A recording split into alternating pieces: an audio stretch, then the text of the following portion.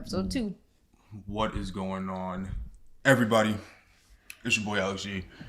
And it's Mal. No, I was going to introduce you, but it's not. Yeah, we still gotta get this. We still gotta get this figured out. No, we're not getting it figured out. Okay, say it. Start over. No, I'm not starting. All right. So how are you doing? Drunk? I'm not really drunk actually. I'm like sobering up. Is this We just went to the sugar factory. a lettuce? It was we just went to the sugar factory, so Yeah, this is definitely not my not first paid time promo. going. Yeah. Oh yeah. I shouldn't even be giving them free clout. Anyway, clout. We 5 gotta, views. Yeah, we gotta leave that word back in whatever year that was. What clout? That's a nasty I'm just word. kidding. Yeah, it was good. It was my first time going. The food was good, but Food was kind of mid. well, I had the veggie burger, but you know it was kind of rocking. Not gonna lie. The drink was good. The drink was overpriced though $40 for a freaking drink. for one drink, but Yeah, but I'm sobering up now though, because I can't come up here acting crazy. But yeah. So definitely a lot has happened Yeah, since in a our week. last podcast. And we didn't even record a week ago. We recorded last Sunday. Yeah, So 6 days. we got to do the double pods. I know, because sometimes it's hard to Low-key. do one episode because, we live together. So, we talk about these things. I thought it's so funny, that we made this podcast because we talk about a lot of these things. And now it's I'm trying to hold back the urge to have in-depth conversations because we live together. So it's kind of sucks because when stuff happens, I'd be like, Alex, what do you think about this? And I'm like, wait, we got a podcast now, so we kind of should wait to talk about it on the podcast. Yeah. But with the things that I wrote down are things we did kind of talk about. So I guess we're just gonna get more into that and add more information that we didn't really talk about earlier, when we brought them up. So yeah, a lot of things happened. I got 9 topics here. Obviously, things could unfold and we talk about other stuff, but I got 9 things. What we got? Okay, so the first thing we get into is the baby. Yeah, This is a touchy topic. I try to stay far away from this community because Yeah. Yeah. It's just, I don't know. This is deep because there's a lot of things you could say about this. Because it just goes into a lot of different baskets. You could talk about the root of the issue, which is, it's funny. I saw a clip too. I think I forgot to show you, but there was a clip of Kanye years ago telling rappers to stop doing this. Oh yeah, attacking gay people. And it's just funny that nobody is only surfaced on Kanye fan pages. I'm surprised it didn't resurface anywhere else because I'm Kanye been telling people to stop doing this and how he thinks is whack.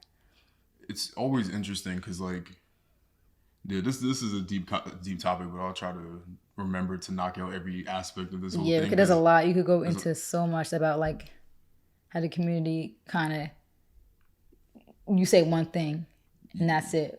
But every other thing that the baby has said, nothing. Yeah. No implications, nothing. I'm gonna just talk about. So you just brought the Kanye thing. Which Yeah, was we can talk about that first, just the basis of what he said and how it was wrong and random. I think that's the biggest thing. I don't know what he was trying to do. I don't know what he was going for because I didn't, when I first saw the backlash, I saw that there was backlash, but I wasn't really understanding. I didn't really care too when it first happened. I was just oh, he probably didn't say nothing crazy until I watched it, and I was like, that was kind of wild. I don't know what he was going for. I don't know what he was trying to prove, what he was trying to say. So it was just all around, just in general, aside from it offending people, it was just nuts. I don't even know. It's just random. Why is that on your mind? What happened? Yeah, what happened that he came? Maybe something did happen. Yeah, maybe he had But even still, issues with somebody in the community, but so random. You're Rolling Loud. A lot of people don't get that opportunity. You're Rolling Loud, and that's the first thing you say when you come out on stage. I don't know what he was going for, what he was trying to say, what he was trying to prove. So aside, it was just nuts. And it's just a deep-rooted issue, not within the rap community, but just I feel in the Black community in general, especially Black men. I don't know where the huge disdain comes from. We saw this, I think, in the last podcast about Lil Nas X. I just feel if it's not affecting you, why do you care? It's just weird. And they try to use the excuse that they got kids, and that's why they care. It's I think that, I don't know, honestly, I think it's so deep rooted because you talk about, because he said something about AIDS. I'm not going to really repeat directly what he said, but he said something about AIDS. I think that that's a sensitive topic.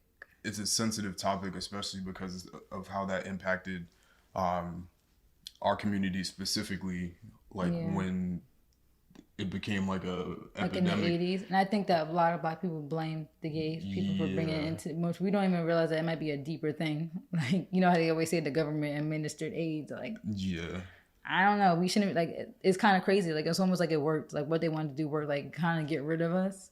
And we don't want to really get into conspiracies in this episode, but kind of get rid of us and also cause a divide within our community. Yeah, so I think that's one. And then you have people that you have like his parents. I'm not familiar with his family or his parents or anything, how old they are, but I would imagine that based on his age back then, he would have been growing up like maybe after that, or like I don't know how old. How old is he? He has to be a little older than us.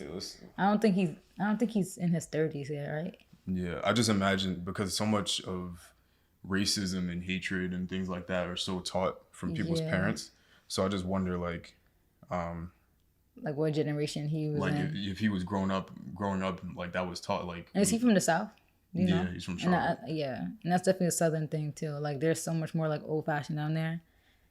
He's 29. Oh, he's 29. So he's only 4 years old. But even still, because when I remember this, and I don't know why this stuck with me, but I was in sex ed in high school, and he was my gym teacher too at the same time.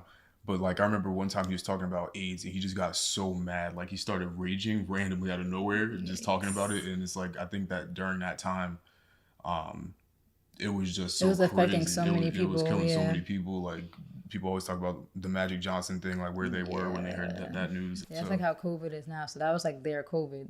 Like, yeah. So, I mean, I get it, but at the same time, it's like I feel like I don't know. The anger is misdirected. Because my whole thing is, if you want to blame the gay community for it, how are straight people getting it anyway then? If it's the gay people's fault. That means as a straight person, you're messing with gay people. So you're blaming them for spreading it. But I guess, I don't know, maybe just like there was like closeted people that they didn't realize were gay that were getting it. Yeah. Because I've or like people like husbands cheating on their wives. And, Then it gets messy. It gets crazy. But that's why when I first heard him, so my first reaction was, okay, he said something about AIDS. What's with the uproar? Because I didn't like for me in my mindset, I don't attribute that to gay people. Yeah, like that's not my first process. Me neither. I think it's everybody now. Yeah, so that's why I was like, I was confused. I'm like, so why are gay people offended? And then I mean, it was a big thing for a while though that it was. It was, but I'm not like our generation is kind of like I didn't grow up in that. Yeah, so my mindset was different. So I don't attribute that to that group of people. So when he said that, I was like, okay, I don't get the outrage. But then I saw the other clip, and I was like, oh yeah, he had some agenda. Something happened. And it's like, but it's just weird. Like I just want to know what the mentality is. Like why? What was he going for? Like what happened? Like what? Like I need. Like why is that your intro? Pedialyte is in the air. Like what? I that part I understood because people do that at like the college parties we were at. Like put your hand. Like they would say the most wild thing. They would say the most wild thing ever. If you got $5, put your hand in the air. Yeah. Like it's like, huh? But that's still offensive though. Like you might have fans out there that got infected. No, I know. And are out there in the crowd like did he not? He didn't think it through. Maybe he was too turned. Not trying to think of excuses, but I'm trying to think of reasoning. Like, I'm wondering if he ever came to like, maybe I shouldn't have said that after the fact. Probably not, because his responses after that have not been apologetic or anything like that. I don't like people like that too. No accountability. Like, if you offended somebody, you offended somebody. Just apologize. I think that, but he should apologize. I think he was more so responding to people like Dua Lipa and like everybody coming out of nowhere. Yeah, like like. And that was like the next thing, like to dig deeper into that is like the outrage from it. Like, of course, everybody should have been outraged, but it just seemed like it was like over the top. Like everybody was like, he's done. He's can't do that. People come out like who was the one guy, that artist? Like he was. Oh my god, who was he? The one person who said something. Who was it? Somebody prominent said something. You like everybody's like, oh, you got him to speak. Who was it? No idea. Let me see if I can find it. The baby. Yeah, but while you look for that, it's just like the whole cancel culture thing. It's like it was such a reach. Like Dua Lipa has done songs with people that have done and said wild things. And so it's the like, baby has said wild things yeah, too he said before even crazier this. things.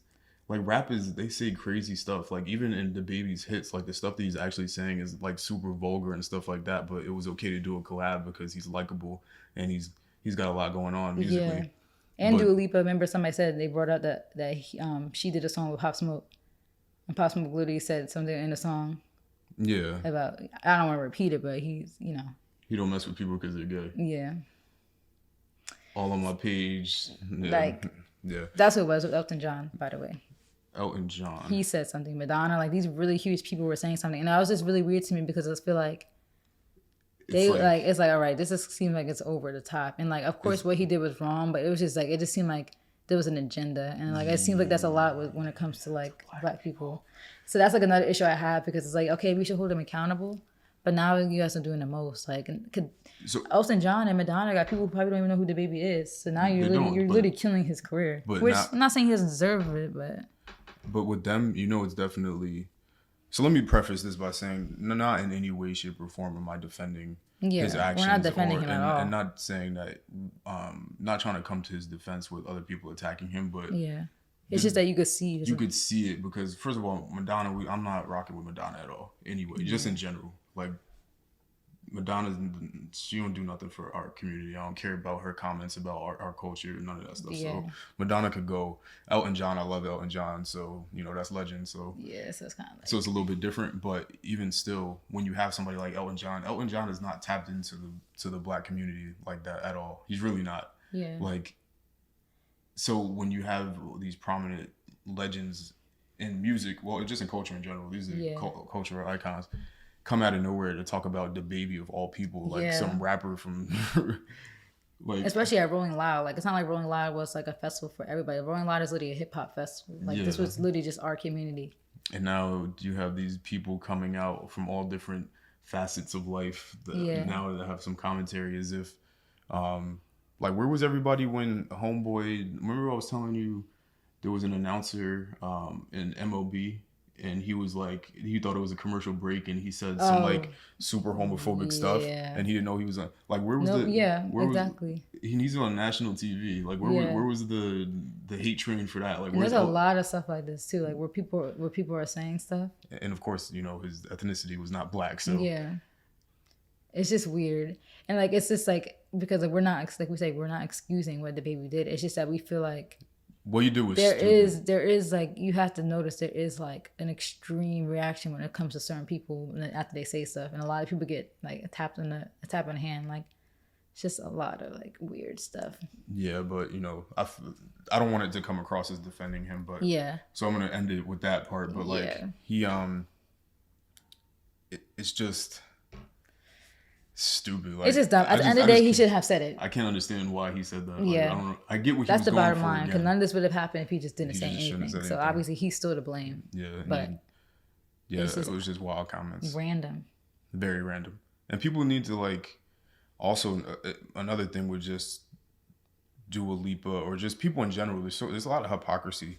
Yeah. With things that people get outraged over versus what they don't, or people that they work with, or people that they associate themselves with. Some of them people do crazy stuff. Yeah. But then somebody does something and then now you jump on the hate train and kill them. A lot of times stupid stuff be happening behind the scenes too that you feel like you should speak up on and like publicly expose them. Like they probably see some crazy stuff. Probably see horrible things. There's a lot of like grooming and underage stuff. Like there's just a lot of weird stuff that be going on. I'm sure that they see. But then I don't know. I feel like she kind of went above and beyond like, oh, I'm taking him off my song. Like it's just, I don't know. Yeah, but just, I think in general, I wanted to revisit what you said about Kanye talking about homophobia and the music rappers. Industry. So I'm about to get really into it because, fashion's my bag. So it's interesting because most of the designers that people wear are homosexual. So that's actually a really good point. I didn't even think about that. So killing gay people all the time. But then wearing their designs and flexing about it. And not only that, they make up a majority of fashion. It's not that there's not straight. I don't even know if that's politically correct anymore. I don't know anymore. But straight people, heterosexuals, we'll say that. Yeah. Heterosexual people, they don't make up much of fashion at all, to be honest. Yeah, a like, lot of these people like. and I don't want to name like homosexual designers because I don't know. I'm just, it's a touchy subject, so I want to be sensitive. But most of the designs, and aside, even if you just don't, even if you buy a designer that's not homosexual, they most likely got their inspiration or ideas from somebody that was. And when it comes to things like we can't generalize, but we can say that like that community is great at like dressing, interior designing, and architecture, everything. They like, a lot of slang comes from their community. Yeah, it does. Like they call it, like, you know how we have like African American vernacular English. There's also like another thing where it's like something specifically with their community, with black people, like black gays, their language, like the whole it's giving that came from their community, and a lot of street people use that. Yeah, and thinking I came from like it's funny they be saying some funny stuff. Their culture is it's like I don't even know what the word is. It's like the dancing, the music. Like I could like appreciate it from afar and realize that they had like a huge impact on a lot of stuff. On I would say everything. Yeah, and they make up a lot of these rappers like a huge part of their fan base. Like a lot of these gay people like literally love their music. And it's just like wow. And you could see a lot of like Nicki fans and stuff and the passion behind a lot the things of bars that they care about. And that's why people kind of look to see what Nicki did, because you know how a lot of artists, I guess, were unfollowing the baby. But Nicki still follows him, which I feel like that's fine, because she still should have a mind of her own. Like you don't have to like. But I know how it looks. But I feel like I appreciate it about Nicki that she doesn't really care, and because she still, I don't know, it's hard because it's like the bar is probably like, dang, like. You know what the thing? I think that. It's like a tough line because it's tough to determine the line between holding somebody accountable and running away from them the second something happens. Yeah, because we all do stupid stuff. That's the funny thing about cancel culture. If every single person on this planet had their life broadcasted, they would be canceled for a lot of stuff. Like people be doing grimy stuff. That's why you see us regular people be doing grimy stuff, like horrible things. But you're so quick to judge a celebrity. Like imagine all the homophobic stuff they probably say. A lot of stuff that. Like even the whole pulling out people's tweets, I have some crazy tweets. Like, well, my account's suspended right now, but on my suspended account, I have some crazy tweets that I made when I was 12, 13 that was stupid. You know? Oh wait, 2011. I was like 15. It's just like, man. Yeah. The canceling, there just needs to be like. Maybe not defined rules, but there does need to be like hold people accountable, but it's not everything it just wrong depends that on somebody how does. Bad. Like of course, like Bill Cosby, like that's different. Yeah, that's crazy. Like if you're doing stuff that's like, all right, that wasn't a mistake. Like molestation, like messing with underage people, rape, that's not a mistake. Okay, you cancel somebody. Making comments that might just be dumb. Depending on what you said. Like obviously what he said was offensive, but it's not like he directly said like F the gays and blah blah blah. He just kind of like just made some like insensitive comments. But it's like, I don't know. Like you don't know what people are going through too. I'm not saying that's an excuse, but it's like you said, the whole canceling thing is kind of wild. Like you said, it should be hold people accountable. And if they still not apologetic, then it's like, all right. Well, I wasn't necessarily even talking about this situation, but just in general, because like he did. It's not like he said one thing. Like he said back-to-back things, and it was like, all right, this feels like an attack to me. Yeah, because it's like what. And obviously, the baby's just known for stuff too, so he kind of already just dug a hole. Yeah, I just meant celebrities in general, like overall, a general conversation. Like we need to not do that to people because. People do wild stuff, like horrible things to people, and just in general, they just don't have the social media presence. That's why they're just not exposed for it. That's why you see all these people that like, not randomly become popular, but they become let's say randomly or just like overnight, seemingly they become popular. That's why you can go back to any of these people's tweets and they all have tweets that you can find. Mm-hmm. I see crazy. I don't follow that many people, but I see crazy tweets retweeted on my timeline, all that kind of stuff. Like, if we want to keep it a stack, anybody's Twitter, you could probably go back, especially if you were on OG Twitter when it was crazy. I know, like I was on Twitter since 2011, like crazy tweets. Yeah, like you see, that's 10 years ago. Next month, we want to talk about like Tyler the Creator, for example, where he used to say like insane stuff. Like I still don't know if he did it for shock value. That's the thing. We're all humans. We all have such stupid stuff. But it's like, I mean, well, his stuff was nuts. Like, Yeah, it's I super, remember you super showed me that. crazy. Yeah, Yeah, like super crazy. But yeah. like, even today, he's like, he apologized to Selena Gomez and stuff like that because I don't he know was if he was wild. doing that stuff for shock value or if he was just like, I don't know, because Eminem's done that with name dropping. The Game's done that with like name dropping and stuff like that. I don't know if that was But his he bag. was doing He was doing a little lot. too much. But yeah. So something like that, you should be held accountable for that. Even But if people you're are a just kid. so quick, like anything. They're canceled, and like that's like crazy. It was almost like people wait for something to cancel somebody. Like people are just so jealous. I feel like, and like they just they don't like to see people win. Like they'll love somebody in the beginning, and then a hate train comes. Yeah, that's why. And like it's just weird. It's so crazy to me. Even though I don't condone in any way, shape, or form what he said, the one thing that I do, and I hate to say it, especially after what he said, but the one thing that I can appreciate in general, because this is a general conversation about celebrity and your celebrity and your status in society. What I do like that he said was that, like, I'm gonna paraphrase it, but he was like, I'm here to be an icon, like. You're not gonna stop me, whatever. Yeah. Like I do like that part of it because so And how many he just people try kinda, to like, take doesn't care. anything and tear you down. Like And some people it affects them probably. A lot of these like a celebrities lot. bad. Like I don't want to name people because I don't know if they're still going through it mentally. I had a name and I was gonna say it, but I'm not gonna say it. But people take anything. Like you literally can't do anything. You could be the most crazy. successful person. Your music is like everybody loves it, and then people are still gonna find something. Like Kanye said, they love you, then they hate you, then they love you again.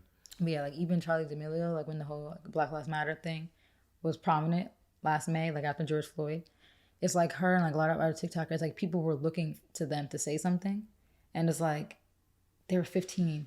And I get you have a platform, but that's like another thing too. They see somebody with a platform, and they all of a sudden think they're like an activist. Like, okay, yeah, Charlie, she got a lot of her fame from dances created by Black people, so yeah, maybe she's could say something, but like you're expecting like 15-year-olds to be like activists and to be like spokespeople, and like a lot of people don't have that skill. Like the same way like how everybody was coming at ASAP Rocky, for like remember ASAP was like I don't care. I think he worded it poorly. Remember he was like I'm just here to make music and dress nice. Remember wasn't he the one who said that?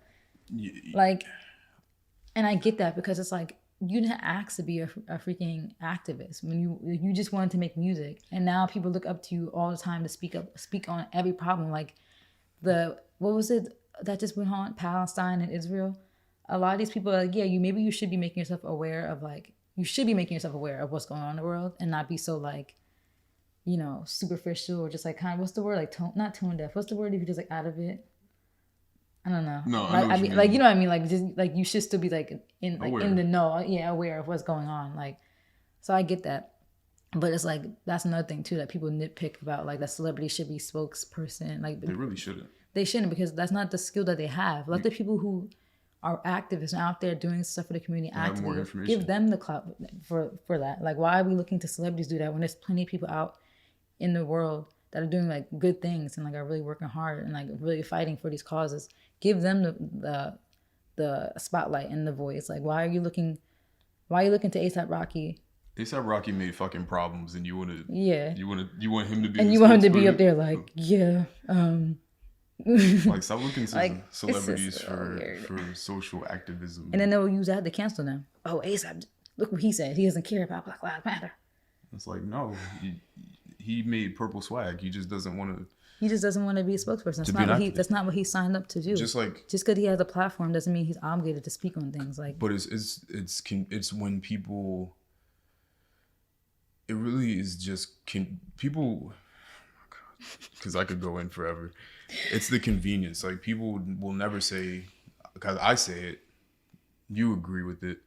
Some people that pay attention have said it, but.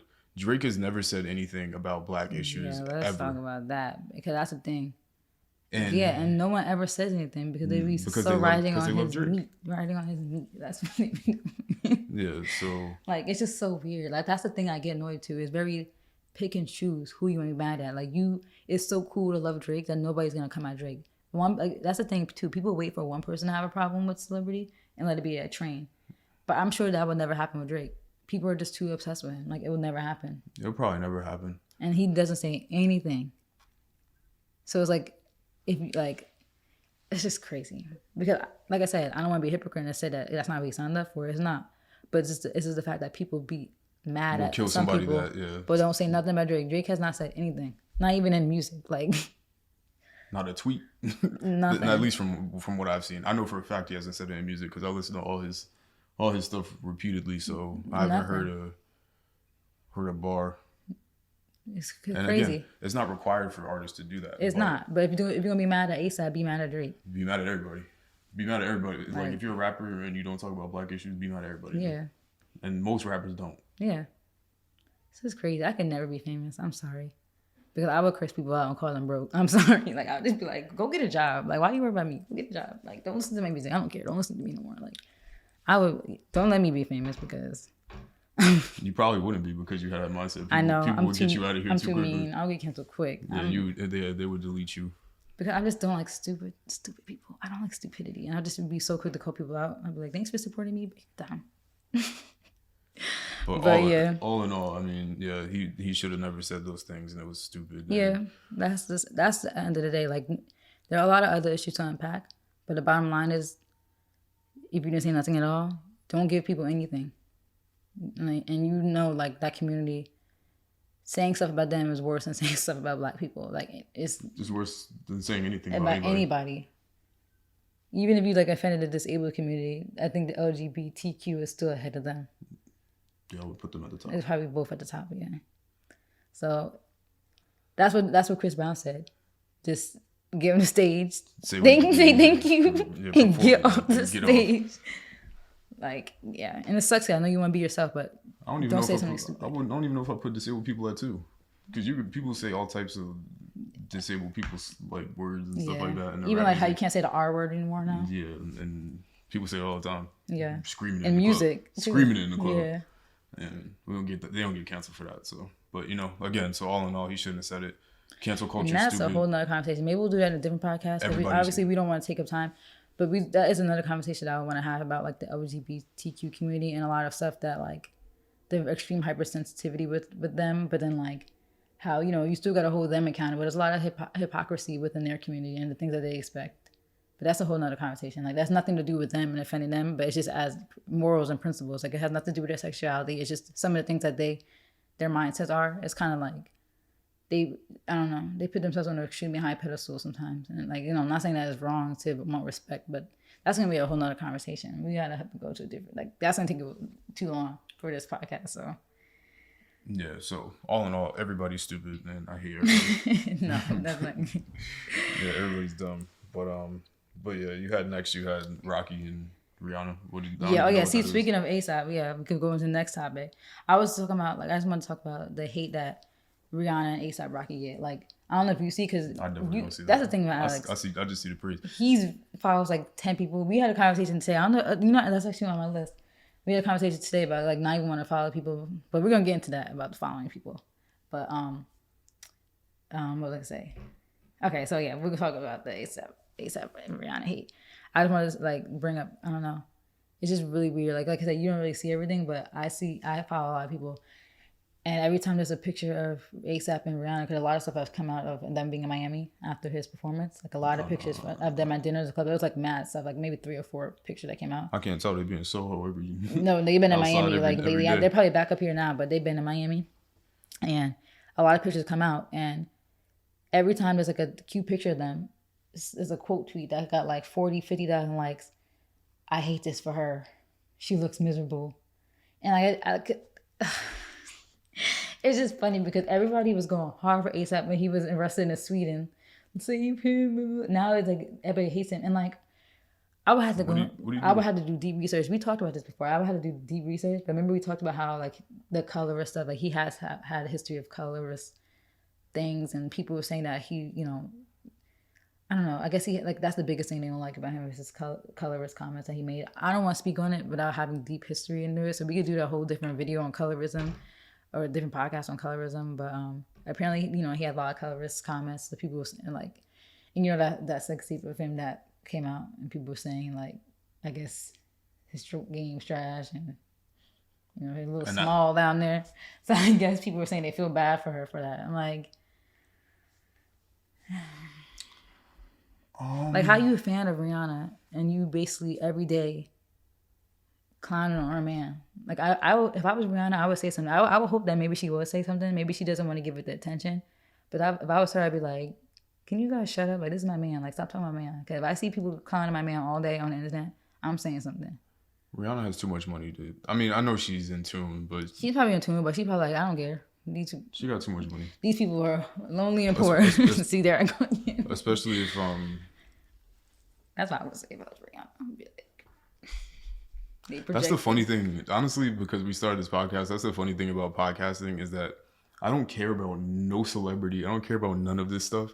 But like, they should have that mentality. They should be like, who cares? Like, they shouldn't even care what we're talking about right now. Yeah, like, you're living at the pinnacle of everybody's goals. You got money, you're successful, like, you look nice. Like, I wouldn't care about anybody's opinions. Literally, if I was Rihanna, honestly, I would just post more pictures of me and ASAP. Be like, selfie. Yeah. And this is like what we talked about with Lil Nas X before. Yeah. People hate. There's nothing you can do about it. You can't. And that's why I love Lil Nas X. You can't stop what people that are driven, that have goals. You can't cancel people. You really can't, because the people that try to cancel somebody, it wasn't for them anyway. Yeah. In my opinion, like, if you try to cancel a comedian for a joke, the joke wasn't for you anyway. Yeah. Like, there's people that are gonna still be there for that content. There's people that are gonna still be there always. For a lot of people who, like, I feel like more people come out in outrage than people who come in defense. There's probably a lot of people who really defend these people, but they stay quiet. Like me. Yeah. Like, there's probably a lot of people like you out there. Like, there's I just don't say nothing. How many is it? 7.2? I'm just gonna say 7. There's 7 billion people on this planet. Like, we gotta stop this main character syndrome stuff, because it's too many people on this earth to think that what you're saying is gonna cancel somebody. Because even like people who are canceled, anytime they come back on the internet, millions of views, thousands of likes. There's still people liking stuff. Like, there's this TikToker who got canceled. She came back on Instagram, but she still gets 100,000 likes. That's a lot of people liking your Instagram posts. Yeah. A lot of people. So you could tell cancel culture don't exist. They try to cancel, and deservingly so. But I don't even know. I get them confused. James Charles? No, one of the Paul brothers with the whole. Oh, Logan. I'm not gonna say the video. I think it was Logan, the one in the suicide forest. Well, I wasn't gonna say that word because YouTube. Oh, I had to bleep that out. Yeah, thanks for adding to the editing. But YouTube is crazy. They take everything you say and flag it. But if you were gonna cancel somebody, that would definitely be on the top tier of reasons why you cancel somebody. Now he's made more money. Nobody even brought that up when he was boxing. Nobody said that. But they should have canceled him. But it's just in general, cancel culture stupid. But I mean, him getting hate. Like, it's like, I wouldn't people just keep bashing like, oh, I hate this for her. She deserves better. How do you know how he is behind the scenes? You don't know ASAP. Like, clearly, they've been friends forever. Clearly, she sees something in him. Like, what the heck?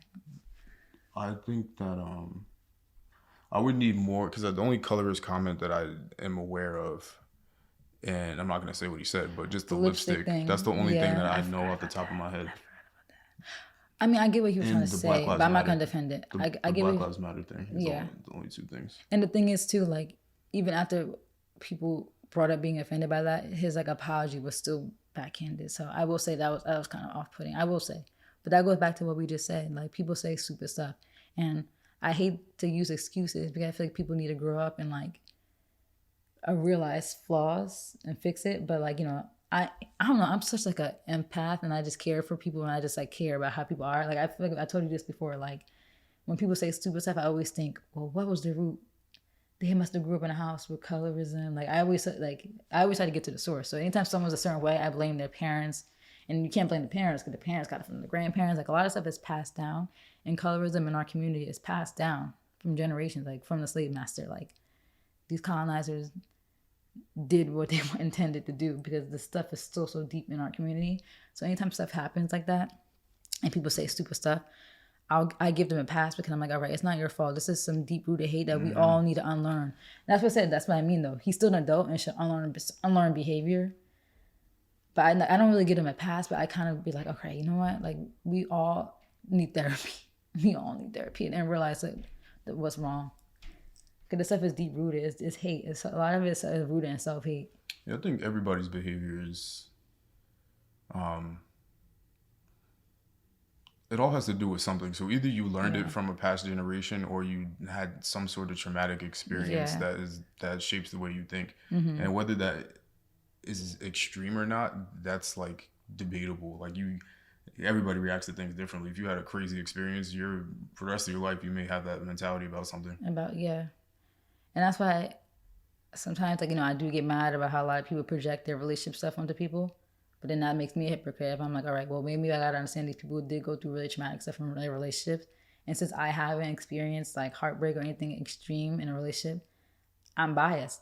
For me, I'd be like, relationships is the best thing ever. Like, despite all like the crazy stuff that we went through, like fights and stupid stuff, drama, like I still think relationships are the best thing ever. And a lot of people don't have that mindset because they have failed back-to-back experiences, like really crazy traumatic stuff. And I gotta realize that. So I can't be so like, oh, why these girls like this? Why these guys like this? Like, we all have issues. Yeah. Everything comes down to one sentence. When you summarize it, everything is and who knows, like, what the conversation that A$AP and Rihanna had. Like, I'm sure Rihanna, like, she loves people of all shades. Obviously, that was like the biggest thing that she did with her makeup line, like, make sure everybody had a color. So who knows the conversation that they had? I'm sure Rihanna checked him in private and they talked about it. Like, who are you? You don't know Rihanna's personal life. Like, why are you so quick to think you know what's best for Rihanna? How do you don't know her? Like, it's like they don't. People are so weird. Act like they know these celebrity lives based off the things that they put out. Like, even think about like a day-to-day life. The little stuff that you put on Instagram on your stories is just a small 30 seconds of our full day. Imagine everything we did today. Only thing people saw was a 30-second clip of me drinking a sugar factory drink. They don't know the conversation we had in the car. They don't know what we was doing in the car. Like, but people might think they know me off of that one clip. Same thing with celebrities. Like, these celebrities have a whole life. Same 24 hours you have, they're living right now. As we speak in this couch, every celebrity out there doing something in this exact moment. So it's like, yeah. I'm not. I gotta just get more brushed up on other things. Yeah, the tweets are back to back. Every time I'm on Twitter, it's like a quote tweet of, ugh, her with this man again. I'm like, you guys need to stop. That's her. Miserable. They are miserable. Like, they want her to be. They want her to be the representative. I'm a single mom woman. Like, nobody. It's like, it's just weird. Like, people take one small thing that these guys do, and drag the woman for being with them. That's also a deeper, darker criminal link when if we want to talk about the business of single women and how that generates billions of dollars a year. That's gonna have to be a whole. Maybe we'll do that next episode. That's gonna be a whole other topic. Cause we get deep into that. Like, we talked about this before. Crazy, it gets crazy. It does get crazy. It goes as deep as, like, we talked about this before. How, like, Oprah and, like, daytime TV. How that. Don't even give him all that. Well, Kevin Samuels was. Don't even give him all that. Credit. I got that from him. It gets deep. We'll have a whole nother podcast. It does get crazy. We have a whole nother podcast. Let's not get into that one, but for now, I'm gonna have to write that down for the next one because that's gonna be like a 40-minute conversation. We get on these topics and go for like 50 minutes about one thing. We could do a whole relationship podcast. Nah, that might be kind of boring. What we should have did, we should like make a show instead of a pod. No, I think we could do segments. I don't know. But yeah, people stop being miserable. Yeah, stop, because that's the biggest thing. You projecting your misery. Why do people care? Because they're weird. Like, what does that have to do with what you got going on for the day? They're really weird. You still got to go to work. Yeah. That's why I always love that LeBron quote. He was like, everybody has something to say about me, any sort of criticism. Like, they all have to wake Twitter, up. And you back in your shit, but you looking around like, ooh. Wow. I just made $1 billion. LeBron's over here like. Not that money makes you invulnerable, impervious to criticism or doing things wrong, but to a certain extent it kind of does. And it's just that you telling me about if I'm LeBron, right? I came from poverty. Mm-hmm. I built schools for kids, and you want to talk to me about a layup? No, go back home. Yeah. When you go back home, you getting in your car and you're going back to your life. Because and I'm going LeBron worked for where he's at. Like, a lot of people don't have work ethic at all, so they feel like they could do what these celebrities do. Like, it's a really egotistical thing. We were talking about this before too with the Olympics. People are watching Olympics like, I could do that. Oh, or when you're in a barbershop and let's go see you try. There's a boxing match on and you just see people start shadow boxing. But people don't have work ethic. So they're so quick to judge these celebrities But these celebrities are working day and night. Like a lot of them were lucky and have family members and they got kind of in the mix and they were able to kind of ease their way into the industry. But a lot of people who are famous, whether it's athletes, music, work these deep hours, like these nights where you're binge watching Netflix for 5-6 hours. People are working, so you can't try to talk about what they're doing and criticize what they're doing when you're not even putting in like half the work that they're doing. Yeah. You think it was handed to them. A lot of these people worked and they cried and they got injured or they went through like mental breakdowns to get and to they where gotta deal with your stupid ass talking to them. And now they gotta be like, wait, Twitter. That's like someone telling us like trying to tell us how to do our job or something, or trying to tell us something like wait a second. We went to school together. Like we know we stayed up nights, crazy, crying, panic attacks when I couldn't finish projects. Like remember when I was doing that computer concepts class, like crazy stress. And obviously we know best because we went to school together and we were in a relationship all 4 years. So if anybody was to try to come and tell me anything about accounting, I'd be like, sis or sir, like you wasn't there. Yeah, people should just stop. Try to act like you could do what I could do. Stop being miserable. Yeah, that's the bottom line. That's the bottom line. That's it. I'm gonna go get some water. Yeah, we're gonna do a little break because we've been talking for 40 minutes. These lights are hot. Lights are hot. And the camera's getting hot. Camera's but obviously we're just gonna cut it here. Yeah. Come right back. Got a lot more topics. We'll be right back after these commercial messages. All right, so we're back from our mini break of breathing. These topics are sick. I haven't looked at the topics. You read the next one? These topics I know, because I'm more in tune with what's going on because like we were just saying, like you kind of don't really put your energy into that, which is good. Which is good. But that's why we're a good dynamic. Like we're like yin and yang because I'm very well invested, sometimes too much invested. So I see a lot. That's why on my old Twitter, I used to be angry. Cause I followed a lot of people who just pissed off on my timeline. That made me mad. Like my new Twitter people are cool.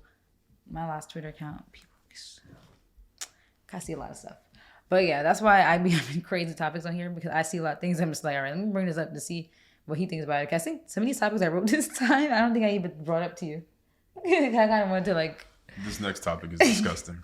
The next topic. What even is? This is exactly how I wrote it. That's the Ari dancing on gay friends while having boyfriend. And I put money bag and you're gonna have to explain this one to me. So there was a video going around with Ari. You know Ari Fletcher. That's G Herbo's baby mama, and now she's dating Moneybag Yo. Who else did she date? She dated a few rappers. Who did she date right before Moneybag? Oh, she dated Gervonta Davis. What is he? Not wrestling. Boxer. I don't even know the difference. A wrestler. I know the difference, but I don't care. I don't care. Yeah. Is it WWE flying off the top? There's WWE, there's MMA, boxing, wrestling, and mixed martial arts. That's MMA. I just said that. I know the difference. I just don't know who does what. But anyway, she's known as like a girl. You know, obviously she. That's a wild description. She was like in the Chicago scene, dated rappers. You know, that's how she got connected with G Herbo because she's from Chicago. You know, everything went up from here. Like, I could commend her for creating a brand out of just being a baby mama, like, and being, you know, having a big butt. I could give people their credit because at the end of the day, we all trying to get our money. But she's obviously really close. He's from Chicago too. Arrogant Tay, you know, the guy, the hair guy. Everybody knows him. Even rappers know him. Like, didn't they shout him out? Dirk shout him out. That might have been a Chicago thing too. Like Dirk said, like told me that Tay is the best. Yeah, like everybody knows Arrogant Tay, and now he works with Nicki, so his bag is through the roof. I'll probably never be able to get my hair done from him. If I want to one day, that's like my goal.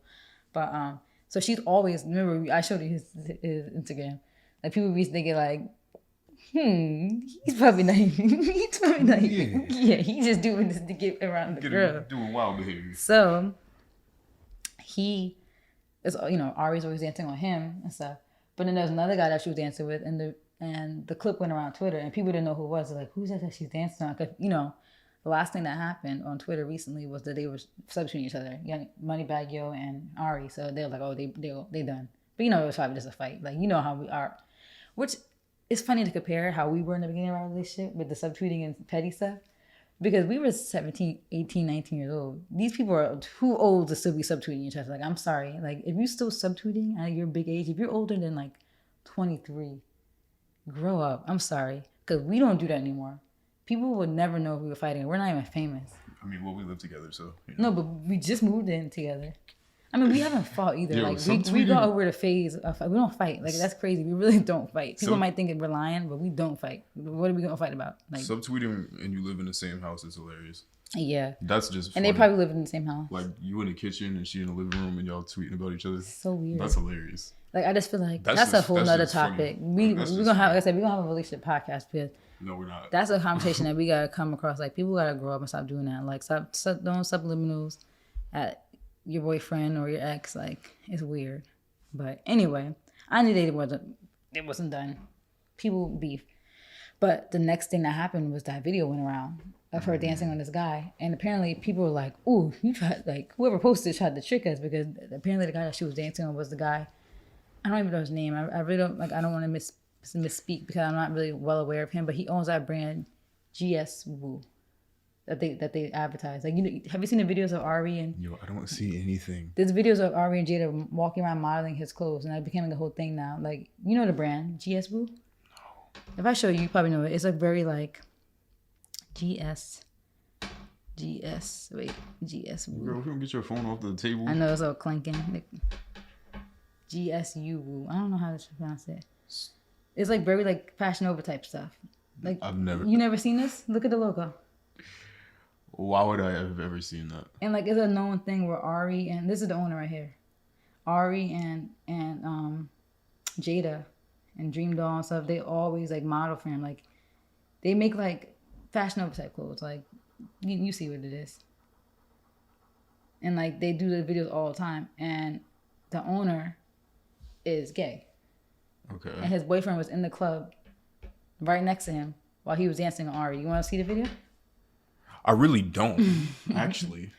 We could pull up the video real quick for you. I really don't want to see that. You know, we should put it up in the corner over here. I know. Nah, I don't want to get taken down on YouTube. I don't know what people are going to be doing. Maybe you type in Ari. But, I mean, while you look for that, I think I have enough of the context. Yeah, she was twerking on him, and you see how Eric and Tay begin. So what do you want to talk about? Like that. Like, I just want to talk about how, like, I don't know. Like, if that's bad. Because Young Moneybagg Yo didn't care. He came back later and was like, this is the problem. Like, guys are too insecure. And, like, basically saying, like, that's why your relationships don't work because you're way too insecure. Like, your girl have fun. But some people really think it's wrong. They're like, there's a fine line. They were saying it's still a woman and a man, like a woman's butt on a man's meat. People still think it's wrong, no matter his sexuality. But that's why I wanted to see your opinion. Like, what do you think? Do you think that is disrespectful? I think this is... You want to see? Here's the video.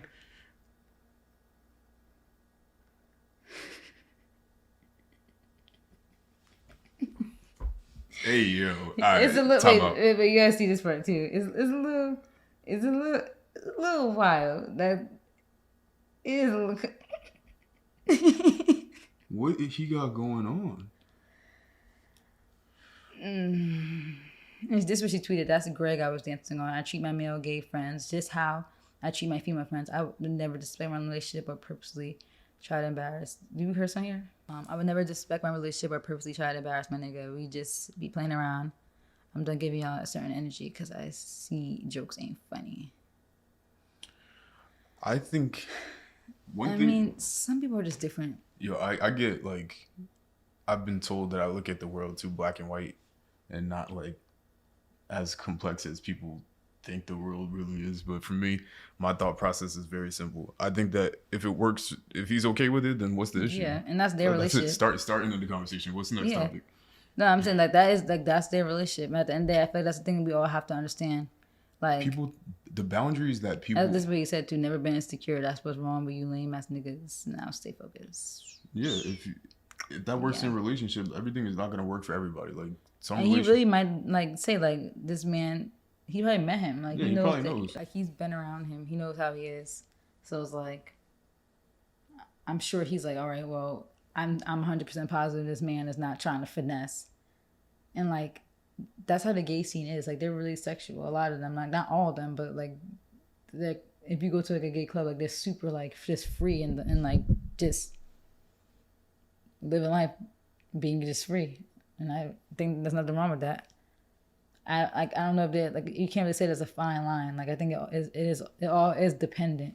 Everything, bro. Like if it's her guy friend, okay, yeah, then that's crazy. But he's gay. Social media topics are gonna kill me on this podcast because it's so simple. Like if it works for somebody, then it works for somebody. If it doesn't, then it doesn't. Like, yeah, I don't understand. And if he's offended by it, then he might not be the right man for Ari. Because Ari would probably be like, "Wow, I want a man who's not gonna be offended by this because this is who I am." Yeah. And at the end, that's all that matters. Yeah, nobody else's opinion on what somebody should and shouldn't be doing matters in your relationship. My opinion, that's my opinion. And there are a lot of extremely insecure guys. I'm sure they're traumatized from experiences that they've had. But there are really insecure guys who would have an issue with that too. Because to the same point, where she brought up her women friends, well, who's to say that she can't cheat on him with the woman? A woman. And I've actually heard a story about that. I forgot who it was recently. Who was it? We just automatically. Oh, it was like Super Scent. I don't know anything about that, but it was a situation where her and her ex, I don't know. I'm not sure the full details of them. It was like the 1 year anniversary of her breaking up with him. They both cheated on each other, but he was saying like she cheated on him with a girl, and he was saying how he didn't care or something. I don't know. Or she was trying to excuse it, saying, "Well, I cheated on you, but it was with a girl." I mean, but he was like, "It's still cheating." I forgot what the details are. But she tried to say like it was just if she cheated on him with a girl, so I feel like maybe she didn't think it counted. But like that's what you're just saying. Like if you dancing with your girlfriends, like I said, who's to say that's not cheating? And I've heard like I don't know. I've seen some tweets I've seen like a lot of girls say like it's really common for them to like literally hook up with their own friends, like beyond kissing. I'm like, okay, you guys have to remember that. But guys would be like, "Oh, it's just a girl." Like that's sick. Yeah. It is a double standard because it's still intimacy. You're still finding pleasure in somebody else that's not your boyfriend or your girlfriend. Like doesn't matter if it's the same sex or not. But again, it just depends on the relationship. My God, you can have two different scenarios. You can have like two different opinions on it. It is okay to be like, I'm fine with you doing this with a woman, but not doing this with a man. Because everything is about what you want. There's no rules to any of this stuff. There's no book on how you should be. Just like some people have open relationships. Some people think liking pictures is disrespectful. Like, I don't care. But there's some girls out there who's sensitive about that. Like, it's just... But at the end of the day, like I said, it's all about what works for you in your relationship and what you guys might think is disrespectful or whatever. I don't know. That's gonna be a whole nother conversation, honestly. It's not gonna be a whole other conversation. Because that's all it ends. It's like, just worry about yourself. Because we already talked about it earlier with the Rocky and Rihanna thing. Like, just focus on yourself. Yeah, at the end of the day, focus on you. And like I think people spend too much time focusing on these other people's relationships that they're not even building a relationship for themselves. And next thing you know, 10, 20 years are gonna pass by, and the only thing you have for yourself is that you gave your opinion on social media. You got nothing to show for it in real life. No legacy, no man, no woman, no family.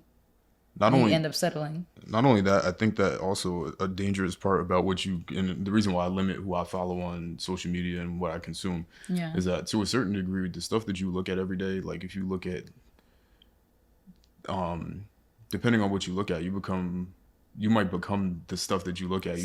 Like if you're caring so much about somebody else's relationship, you're gonna start feeling as like if something goes wrong, you're gonna feel like it hurt you. Yeah. Like it has nothing to do with you. It's just scary. Like I don't know. There's gonna be a whole case study on how our generation's affected by this stuff. Cause we grew up on it. Like anybody who's our age, like anybody who's probably aged like 30 to like 25 to 30. Like we literally we had that transition. Like there's a generation right now, Gen Z, who grew up with it already.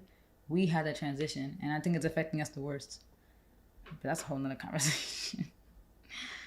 But yeah, like I said, what works for a relationship works for a relationship. You can't say something's disrespectful. If you think it's disrespectful, then that's what you and your boyfriend would think, or your girlfriend think are disrespectful. Don't try to make money back. You'll feel a certain way. He said how he feels, and people still start to say, "Well, you shouldn't feel that way." You can't tell somebody how they should and shouldn't feel. And you shouldn't feel that way is hilarious. And that's why social media gets dangerous, though, because people will say that you shouldn't feel that way, and people who are very easily manipulated will be like, "Well, maybe I shouldn't feel that way." And there's a lot of really like easily manipulated people out there. Like they're easy to sway, no mind their own. Sheep. That's my favorite word, is sheep, because there's a lot of sheep. A lot of sheep out there. But yeah. Am I sweating? Bro. But yeah, I'm gonna get the next cover. No, I don't. This is still kind of about relationships too. You can read. Yo, this is the sickest topic list. My notes. Notes is sick. So I want to talk about how girls be tagging their boyfriends on Instagram. Like they will tag their boyfriends, and like you click the tag to see who it is, and then the name would be like who you thought, or like bitch you thought. You're like F you, like Bia did that. That's why I remember, because like somebody who was really prominent for doing that was Nikita Dragon, and people used to drag her for it, and I think she still purposely did it because she knows people dragged her for it. But Bia, I noticed she did that lately. She's been posting her boyfriend, and like that were her tags. And like I think she's just kidding, but there's a part of me that feels like a lot of people who do it aren't kidding. And I just feel like I want to talk about like what do you think about that? Like, is that insecurity? I think it's insecurity. I think it's a lot of things. I think it's like so weird. I think that they're insecure about. I think that they're insecure about their partner more than anything. That's what I'm saying. Like, if you're doing that, you don't trust your partner. Because who cares if somebody has his page? Yeah, if like, what are if they your gonna do man with is that? loyal to, he's not gonna. What does that have to do matter. anything? My thing is, go ahead, look at him. He's cute. Go to my man's page. Like, it's just weird to me. Like, because then it's not a requirement to even post it in the first place. Yeah. So if you're trying to hide it, then just don't post it. That's like the same as girls like hiding the man like face. Like, you ever see that they put the emoji over the face? Yeah, it's like okay. So corny. Like, what do you me. think Like, people are gonna do with that? Swear you're so secretive. Like you trying to keep them off the grid and somebody looking for them? Well, I'd be concerned. Yeah. Like somebody It's trying weird. to line them up. I don't know what's going on. Social media has breeded some weirdos. Like, it's so weird to me. And that's really what it is. You're talking about girl F you. No, girl, like, you're insecure about your man. You don't trust your man, because that's really all it is. Like, you're. Because if a girl doesn't respect your relationship and wants to DM him, who cares? If your man's loyal to you, then who cares? He's not gonna answer the DM. It's that simple. And the thing with Bia, like I said, I hope she's joking. But Drake literally said while she was on Nicki's live, like, Bia is fine, and she was over there like smirking.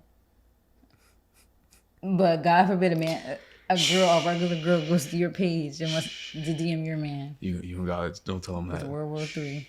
It's okay.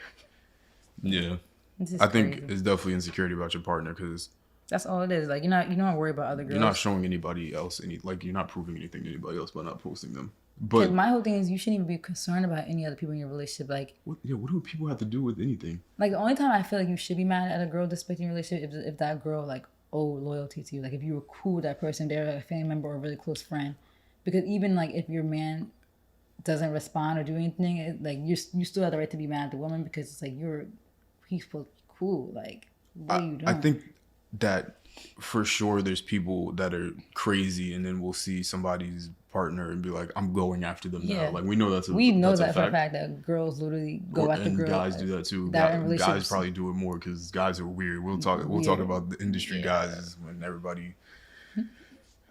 Just guys in general. Guys are nuts. I mean, it's girls too. Like, guys and girls are weird with that, where it's almost like you see how somebody is in a relationship and you desire them more. It's like the weirdest thing. The marriage thing. You get married and people want you more when they see the ring type thing. It's like two different things. It's like, one, they admire how you are as a man. Like, oh, this man is committed. He's loving. They see how you are as a boyfriend. But two, is like some people just have this sickness where they find some type of like pride and joy and feeling like they took somebody's partner. Like, it's just weird. That's insecurity in my opinion. Because why are you like so like, oh, I had her man, or I had his girl, like, ugh, yeah. Weirdos. So it's like, and the thing about social media, here's the beautiful thing: you don't have to post anything. You don't even have to be on the app. So if you're insecure about your partner potentially cheating on you, just don't post them. You don't have to look like people want the world to know so badly they're in a relationship, but then they just want to show partial. Like, oh, I'm just gonna show his hand. Even when we get married, I'm just gonna show a foot. For what? Okay, you want a cookie? Yeah. Like, no. Nobody cares. Like, the main character syndrome is this. And that's not specific to Bia specifically. Yeah, I think she's just joking. But I just mean in general. I'm pretty sure her man is like somebody like relevant. I think people actually know who he is. I don't know. I'm not sure. Yeah. But if she's not joking, if she's not joking, it's still like, come on, Bia, you look too good to be that insecure. I'm sorry. Like, I don't get it. Yeah. Which also with Issa Rae, who just got married. Oh yeah. And nobody knew. She just popped up at the wedding, which... That's one thing, though. Someone said, like, you guys didn't know. Her family never else knew. Like, she didn't move in silence. She just didn't make it known to the general public. And again, we'll always come back to this. This has to be, like, one of the golden rules of life. Do what makes you happy. What works for you. What works for you. That's all there is to it. If you don't want to post a person, don't post them. Don't post them at all. That doesn't mean that you don't love them. That doesn't mean anything. That means that that's your personal preference. And make sure that works for you, because there's like a lot of girls out here who want to be posted, but they'll act like they don't care because their man doesn't want to post them. They'll be like, I don't care. I don't need that validation. Like, they'll be like tweets like, we don't post pictures. We be together in real life. Like, no, sis, you want to be posted. Stop. No, I'm saying there's some people, not all. Yeah. There's some people who definitely act like they don't care to be posted just because they feel like they shouldn't care because their boyfriends made them like. Because deep down they want to be posted. Yeah, but they try to act like they act tough, especially if you have a boyfriend that posts everything. This man posts when he's with his friends all the time. Every single friend he posts, even his girlfriends, like. He's posting them. He's posting me. He's at the game. And he's just not posting you. He's not posting you. He's not private. He just don't. He don't want people to know. And that's the difference. That's like with our situation specifically in our social medias. You're like a social media demon. Very transparent. Like I gotta relax. What you pulling in 13 hours a day on social media, going crazy, and I'm not like that. I limit. My old Twitter was bad. I'm calming down now, but my old Twitter was bad. Like 30, 40 tweets a day. Guys, I'm breathing right now. It gets like I've tweeted everything. I don't tweet at all. I don't really post on IG. So for our situation, you post me just in general way more than I post you because I just don't post at all. But the thing is though, early in our relationship, like you was very active all the time. You posted me all the time. We posted each other before we even dated. Like we were Snapchat. Our talking phase, and you posted a lot more of us. I posted. I think the thing is now we're getting older. You're more private, and people know. People who know we've been together for 7 years. Like nothing to prove on the internet. Like, and that's the thing. Like I never had an issue about how you posted me. I feel like you're completely fine. Like I probably went too far early on. Early on, you definitely went too far. We don't even want to get into that. Deeper, darker. Very personal. Yeah. Anyway. So that was anyway. We was 18, okay. We was trying to be cute. Anyway, Issa Rae. You. Issa Rae. Issa Rae. That's why I don't have an issue with it. Like I'm super open now still, but you're consistent. You just don't post. Like literally was in Los Angeles and across the country for weeks. Now posting stuff. Yeah, I'm posting stuff. Nothing on your story. Like you're consistent. It's not like that was a month ago. Isn't that crazy? That was a month ago. Yeah. Yeah, did a cross country trip and didn't post a single thing on my story. People wouldn't even know you were on that trip. I wasn't like on Instagram. Like, hey guys, Alex is in LA right now. Like I was telling people. I didn't know that. You didn't watch the story? I don't watch anything on. I just screenshotted your location. I was like, look, I'm like, babe, so far from me. Yeah, don't do that again. People might be looking for me out in Cali. Nobody's coming to sell me. They're trying to line me up out there. See, this is how it happens. So this is why guys get caught because the girl posting where he's at. Nobody's looking for you. Yeah, listen. Well, you never know. In the podcast streets, they looking for me. No, you never know though. People could be. Yeah, people could be crazy. Okay, like even you could be a regular person and still have a stalker. Also, you saying people. That's for your safety too. Yeah, because people know you're here without me. By myself. Yeah. And you be posting, oh, look, this is where I live, this. I don't ever post the city, but it could be easy to figure out. It's very easy to figure out. People going to come right to you. Especially when I posted our view, like on the roof. It's too easy. Because like, if people look at the map, they're like, okay, they live in this direction of the Freedom Tower. Let me search this golf course. Yeah. I mean, you could just tell. If you look at it from the New York Review, what our view is, people would be like, okay, they're all the way on this side of Jersey. Anyway, yeah. Who cares? So whatever. Go look at where I live and see my rent. Anyway, it's not a lot of money. It isn't a lot of money. People aren't paying that for rent our age. A lot of people aren't. But we don't get into that. Yeah. We just work hard, so I like to flex. Okay. I don't work hard at all. I just make money doing minimal. We've been working from home together. Doing nothing. But I've been playing Xbox. Well, that's the thing. We got to that point in life where we worked really hard in school, and like our careers are still hard, but they're like kind of chill at the same time. I'm just good at what I do. Yeah, but that's the thing. Like the whole you make your way up. You worked hard to get to the point where you could kind of chill. And make chilling at 24 is hilarious. I'm not really chilling. We're not chilling. I'm working. I just don't. our jobs aren't like stressful like that though. Like we're blessed to not have to be like under immense stress. I mean, I'm under stress during year-end reporting. I'm never under stress. I'm calm, cool, January collected. to freaking March, working to midnight, busy season. But yeah. But yeah. Anyway, it's a Ray. Yeah. It's a Ray. She got married and then didn't tell social media, and that works for her. So let it work for her. Yeah. And when she wanted to tell you, she told you, and that's it. That's all there is to it. People want to have all these different rules about how you should live life, how you should post on social media, and who There cares? is no Yo? rules. Like nobody. It's not your marriage. That's like, a scary thing. People care too much. No, I'm about to go off. Hold on, give me a second. Whenever you're logged in and you're saying stuff about anybody, once you get like close out that app, Ray is still making tens of millions of dollars doing something else, being happy. And that's the thing. Like you're just miserable sitting on the internet all day talking about somebody else's life that's out doing things. Like you're on your app scrolling for hours on end, tweeting, commenting on what all famous people are doing, and you're doing nothing with your life. At like the end that of the energy, day, you should be. she's never gonna see your something. comment. Mm-hmm. She's with her husband, making tens of millions of dollars, and is happy living the life that we could say 99.9999999% of people will never see in their entire life. Exactly. And the life that people are pushing for. Because people will say, like, there isn't really an end goal that every single us, people in this capitalism society, we all just want money. Literally, the reason, like, our entire existence is just to make money and live. So.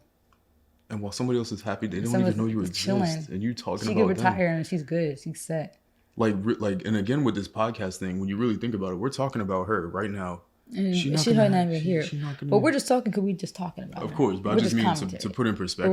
We're not doing this for her to hear. Like, yeah, like. But people are doing that. You talking like log off, go somewhere. And the thing is, I feel like a lot of people get off on like even if a celebrity does see it, either one of two things, they'll be quick to be like, oh, I didn't think she was gonna respond, and then all of a sudden, I'm just joking. Or two, they will go back and forth with the person for clout. Like these people, like, and same with the shade room.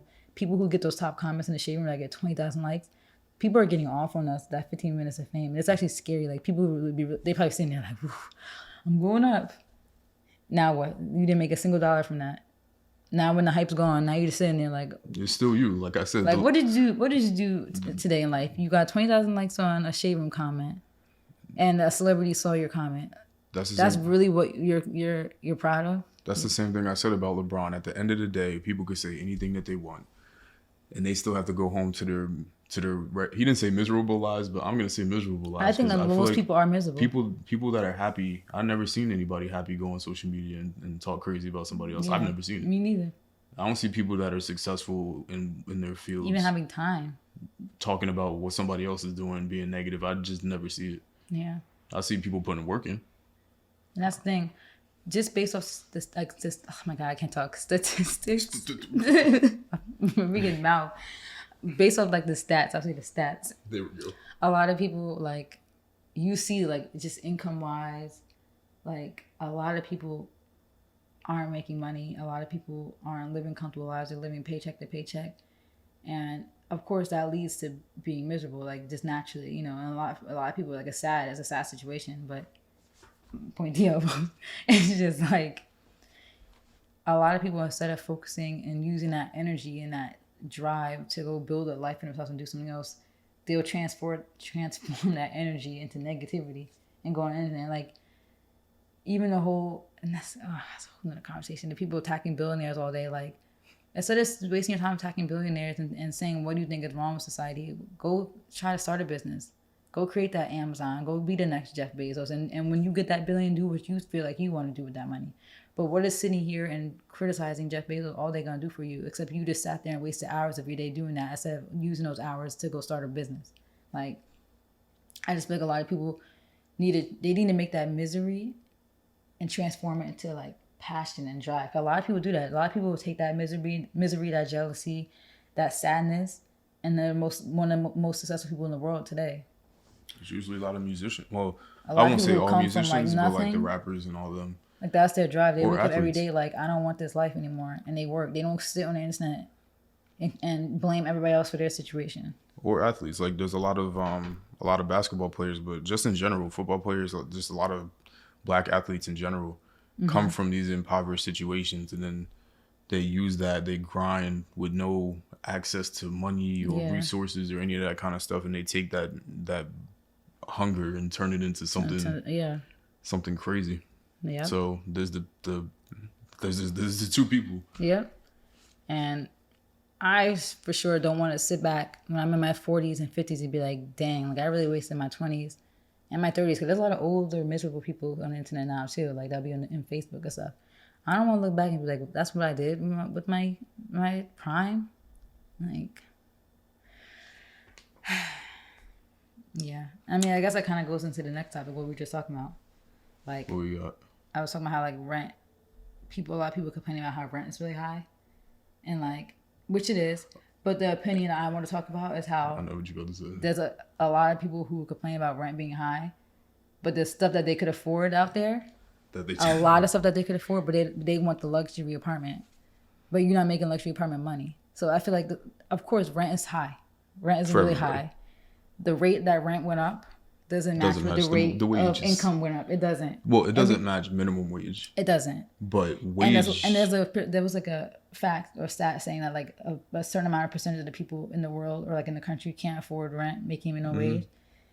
I get that.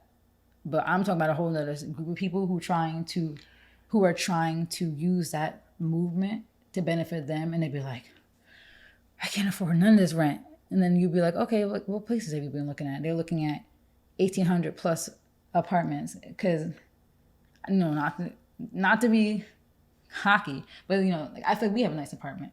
And a lot of people want that because they see stuff on the internet, they see stuff, but they're not working hard enough for that. Like, there's plenty of $1,300, $1,200, and that's still high. And that's still high for people who don't live in the New York, New Jersey area.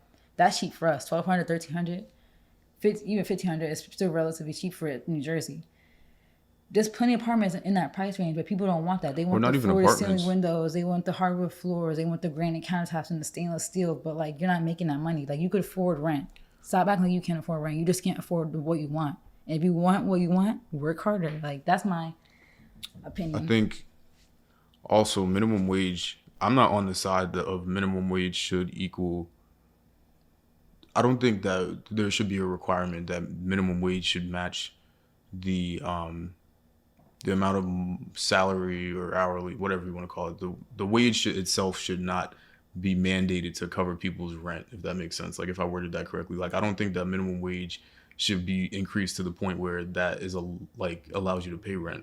Because I think that a lot of those jobs are what in business you call low skill jobs, and they're not required to do much. Like, if you're comparing what we do, so freaking advanced compared to, like, no offense, but flipping fries, like, and not everybody has the resources to get the education. And I get that, and we need those people. We need the people to make the fries. Like, we eat, you know, we need the people. You need people at every level, and I do think they should be getting paid more. But it's like I feel like people want them to be getting paid. So I'm about to get in my economics back real quick, but GDP and all that. The GDP, it gets crazy, but statistically, wage has not risen over time to match the inflation rate of money over the years. And then they're trying to make swift adjustments now, where it's like they're basically like, what's the national wage is what, $7 still? I think so. Or something like that. Which is crazy. And I was making that when I was 15, and 10 years ago. They're trying to make the swift adjustments now, as opposed to year by year adjusting the minimum wage accordingly based off inflation in the markets, whatever. Yeah. So that's the big problem. Like, we want to talk about the source. That's the source of the issue, because technically, if they raised it with it, it would be way less. People would still be complaining, but it wouldn't be as bad. Like, it is a crisis. It is. It's a problem. It is a problem. Like, we're not saying it's not a problem. But I think that just because I don't think that minimum wage should be. All right, so we have to talk about this, right? So. Oh, you're about to say like how people. I think like some places they raise minimum wage, but then, like, I think it was Chipotle, they raised it to like 20 or 15. Oh, I wasn't even getting to that. But then people were mad that the food prices raised. I'm like, do you guys not know how supply and demand, like any economics work? Like, do you not know, like, well, not that's not even supply and demand, but that's just a business. I want to make more money. So yeah, that's basic ratio. Like, you need a profit margin. Like, if your payroll expense is going up, like you have to pay more to your. And this is accounting terminology. If your payroll expense is going higher, then you need to make up for it. You need to make income from your product. and your product has to go higher too. You have that gross, like that, I mean, that profit margin has to be the same. Like the money that you're making has to be the same. So with minimum wage raises, then everything else will raise. And not saying that it shouldn't raise, because obviously we were just saying that it's not raising. But it's just that people had to understand other stuff is going to go up too. You can't complain like, oh, burritos cost $20 now. It's like, yeah, like, aren't you happy though that these people are getting their money?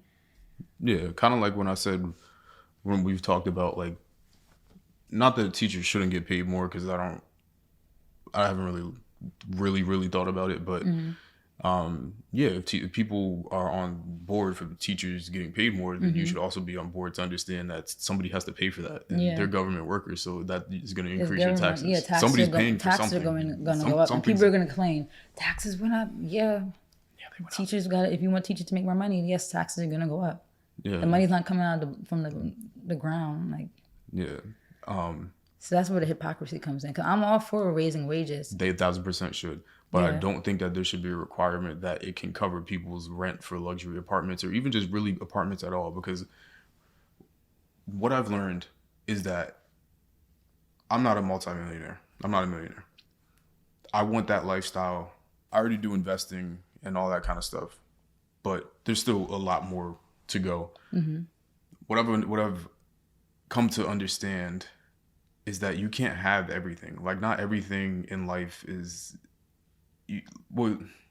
like, you can't have everything if you work for it. Yeah, you can't have everything if you work for it. But you can't just expect things. Like, I think a lot of people are just expecting. Like, sometimes, like, I've come to be okay with sometimes you just can't have that. Mm-hmm. And unfortunately, we as humans destroyed life completely. We took a place with natural resources. We can eat everything we need, drink, live. We've been blessed with the ability to do that as a species. Mm-hmm. And somehow we turned that into capitalism, which is unfortunate. But the thing is, that's just how it is.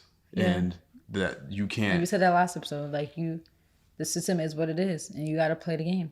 And some people... that last episode, like, and I speak from a privileged standpoint. Yeah. So... And, we did come from, like, 2-parent households in the suburbs. And but we still had to work for our current situation. Yeah, our current situation. There's plenty of people who grew up in the same situation as us who were doing bad in life. Like, really bad. I think that people are put into situations where they can't, or it's just harder for them to achieve with education and things like that. I mean, I don't have money. I had student loans. That doesn't mean I had the money. I have the money to pay it back because I'm working to do that, but I didn't have the money up front. Nobody just has that money sitting around. And that's where but even the ability to get that loan was a privilege. Even though they kind of do hand out loans to anybody. The government does to kids. Yeah, you're 17, taking out $130,000 loan. That's sick. They're like, sure, go ahead. But then we try to get a house, and it's like, nope. Credit score. No. Yeah, it is kind of sick. And that's like a whole nother conversation about how the government is like an issue. But yeah, I just don't think that. I think that wage should have increased. I think honestly, you know what, low key, they should spike it. They should just put it where it should be, and then just let everything and else then have these companies and people really start hating the government because they're the ones that didn't implement the stuff correctly. I have a degree in economics, so I research all this stuff. I know all the data. There's no reason they didn't increase it. It's still the same that I was making when I started at ShopRite in 2012. But it should not.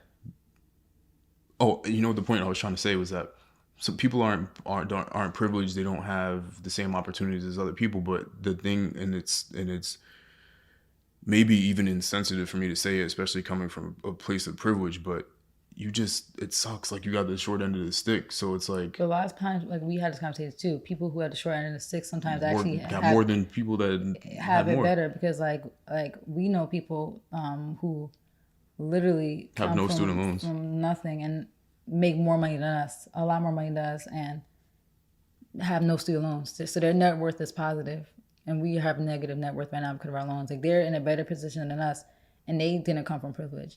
And that's when, like, sometimes I would be like, okay, like, these people got grants, scholarships and stuff, and, like, because they come from really low income families, don't have loans because they got money, like grants and stuff. So that's like, you say people who don't come from privilege, like, lots of times, like, not saying that they have privilege, but they sometimes could make the best of the situation sometimes.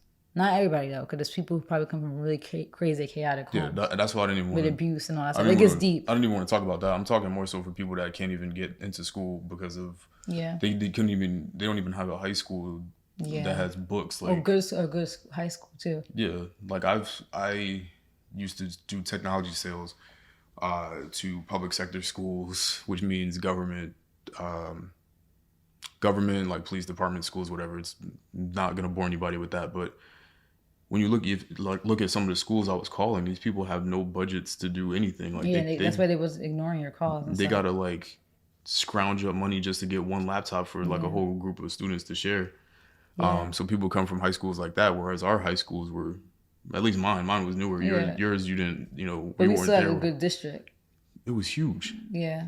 Mad bread. Yeah. Facilities. And that's why my whole thing is, if people really want to fix stuff, let's start with the schools. Like, if you want people to donate their money, like, we should really be investing in these schools. That's where it all starts. Because that's where it all starts, yeah. Because then if people have good education, they have a good school system, good teachers, then they'll be motivated more. Yeah. So anyway, I'm going to finish this point. Yeah. Sometimes you get the short end of the stick. Those low skill jobs should just be for teenagers, people just starting out. Because you can't tell me that the kid... I worked at McDonald's. McDonald's was the first job I ever had. I was a cashier at a ShopRite and grocery store. After working there, you couldn't convince me that a 12-year-old kid couldn't flip fries. Yeah. So my job was a little more advanced because I was dealing with money. So was I. Cashier. You were the cashier, yeah. Yeah, I was cashier. Yeah. I was handing out drinks, food. I mean, you were older, I was doing everything. At least like a young kid could just be in the back making the food. They can't make the food. Well, they can't make it, but like bagging. Yeah, they could put fries in a bag. Yeah. It doesn't take... You can't be like 45, 50, 60 years old taking jobs and wanting kids like such as for us, really. Yeah, and wanting to get paid a wage that puts you in a nice or luxury apartment.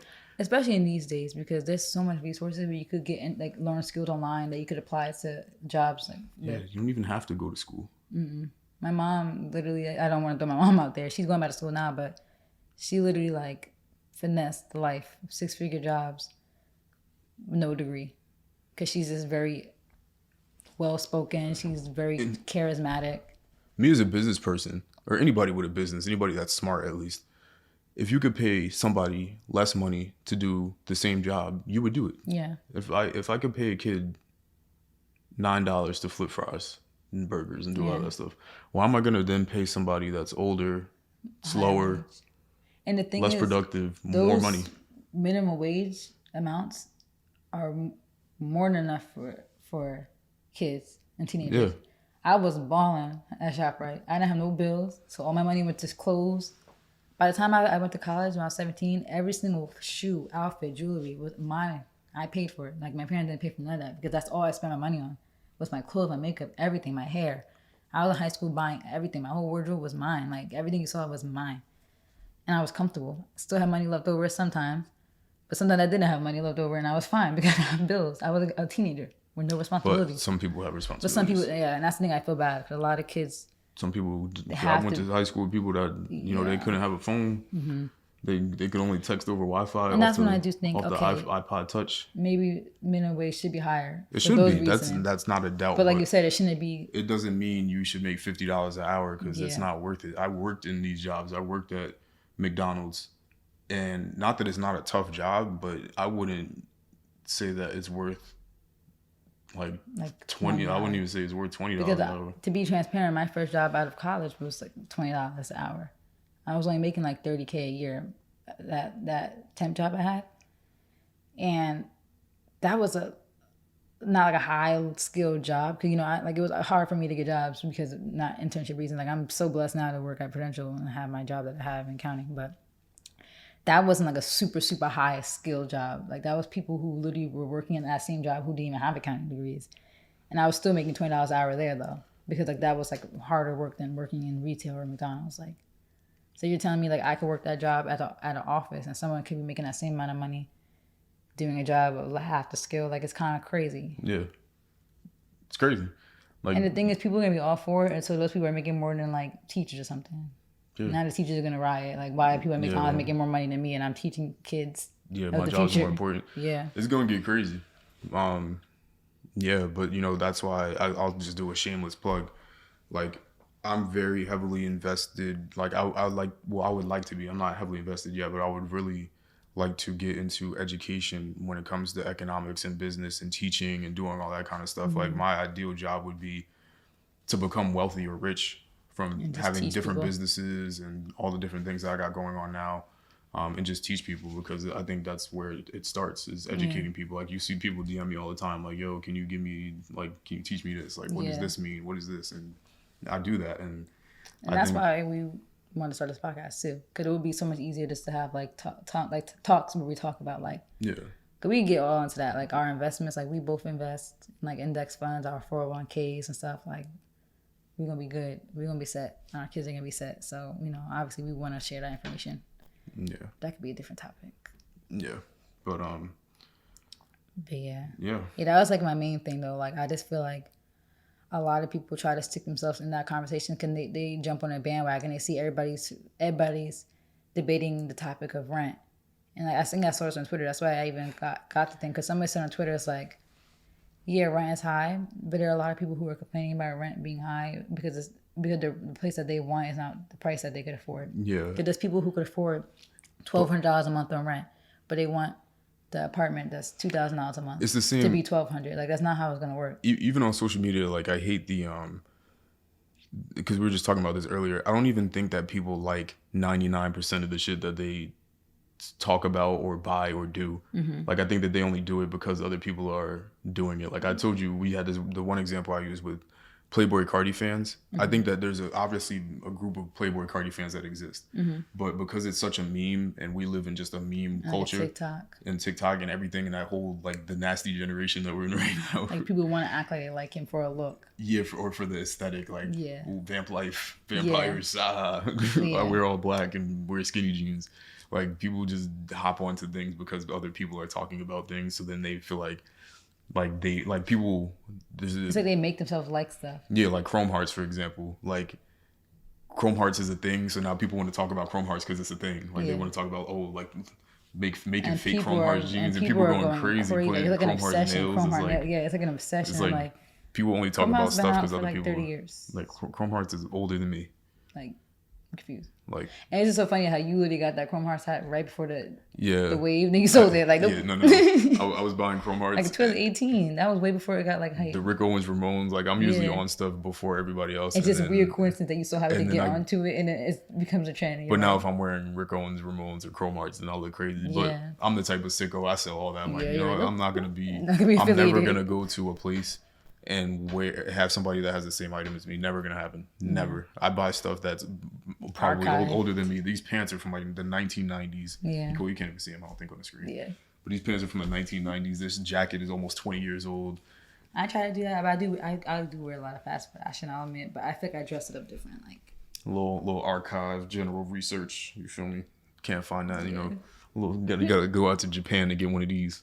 It's like, no. But yeah, so yeah, I don't care about the rent being high. That's speaking from a privileged place, like we said. Yeah, speaking from privilege, rent I don't think is high. I think the pay. I think. Well, rent is high. Cause I feel like what we pay, it's still high. It's high, and for our exact apartment in South Jersey, it's like $1,300. If we had this apartment in South Jersey, we get a space bigger than this. Even the place that we were going to move to was 2 bedrooms and it had a den, and it was like $100 more than this. But that's because of the location. We're right outside of New York. You can't really compare to Central Jersey. Yeah, we're looking. You could go see the Hudson Yards over to your left. Like, that's. We can see the freaking Freedom Tower. Like, so of course. So you're gonna pay for it. Yeah, and we know that. We're like, okay, we're paying for the convenience of being near work. You work in New York. I work in Newark. Like, we're paying for the convenience so we save money on commuting. So you still still weighing checks and balances.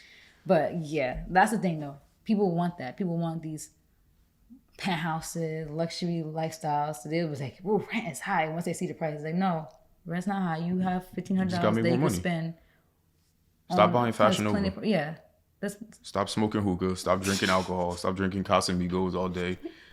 Stop being on social media, wasting your time. No, I'm not done. No, but all the money they spend on alcohol and weed, that stuff adds up. Stop smoking weed. People don't realize that. That money that they spend on all that stuff adds up. They'll complain about how they don't have money and they're going out budget. It's probably hundreds a month. Stop going to restaurants trying to stop going to Nobu thinking that you're saying something. Stop going to catch steak. Stop going to. Oh, now I'm about to be at Catch on Friday. Then. Yeah, I'm judging all y'all. Like, don't stop going to Roost. Well, that's people who live that lifestyle that they can't really afford. No, that they're trying to. That's what I'm talking about. Stop going to these places. You can't be flexing like you afford that lifestyle, but you still live at home. Like I think that's weird. Stop going to Miami 32 times a year. Stop doing everything and get some money. That's a PSA. That's the thing, because people, they'll be focused too much on trying to make it look like they have a certain lifestyle when they really could have that lifestyle if they allocate their money that way. Just listen. If you make less money, we stayed at home for 3 years saving our money, and we were still doing stuff we wanted to do. But the reason why we saved is because we trying to save for our first house. I feel like I'm the savior here. I need to teach people how money works. I'm not gonna do that on this podcast because I could talk about money for days. Has to be a whole nother literally days. But people, even with their lower salaries, can do a lot with it, because the way I look at money is that on a $30,000 salary that I made out of college, within a year and a half, I had 10,000 of that. So you say 60,000 and maybe what tax rate, 20% maybe. So 60,000 at a 20% tax rate is $12,000. So $48,000 I made over the course of, no, what was it? 30 and then 48. Your first job, right? Yeah. So 48. Well, that's assuming 2 years. So almost 2 years. You worked at that job for a year and a half. So it says. Wait, didn't you pay your car off before? 45. So let's say over 2 years I made $36,000. Out of that $36,000 that I took gross, by the time I quit that job, I had $10,000 in investments. You had a lot of money. I was confused when I saw you. So I'm like, how? Yeah. How did you flip that? Like, you flipped that low salary and like flipped it into something crazy. Paid your car like halfway paid off at that point. Yeah, I paid my car off in 2 years. I paid $27,000 for it and paid it off in 2 years on the second on the second year anniversary. Mm-hmm. But brand new car too. You got in brand new 2018 and you paid it off in 2020. So it's like you were able to pay a almost $30,000 car off in 2 years. Like, making $48,000. Yeah. But the reason I was able to do that, what I wanted to say was that I when you understand money, you look at it differently. So money is more so like it's a tool. So like you can make money off of money. You can make money off your money. And that's the way I did it, is that I took so much of my money.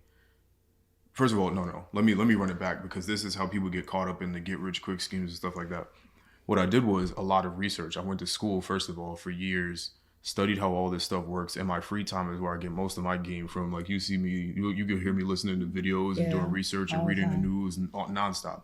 And so I'll do things and I'll watch somebody else's podcast for an hour of entertainment and then go take 3 hours and then go listen to how other people that are wealthy explain how all this stuff works, how money works.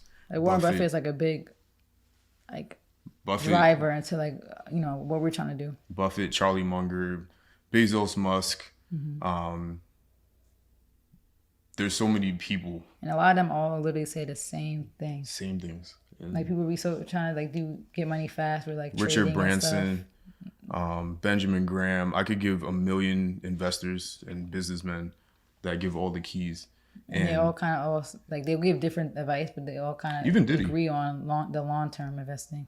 Yeah, and aside from that, it's mostly just make your money make money, because the amount saving is overrated. So, for example, I might invest in something that made me 30% returns, or even if it's 10% returns or 20% returns, even if it's 1% return.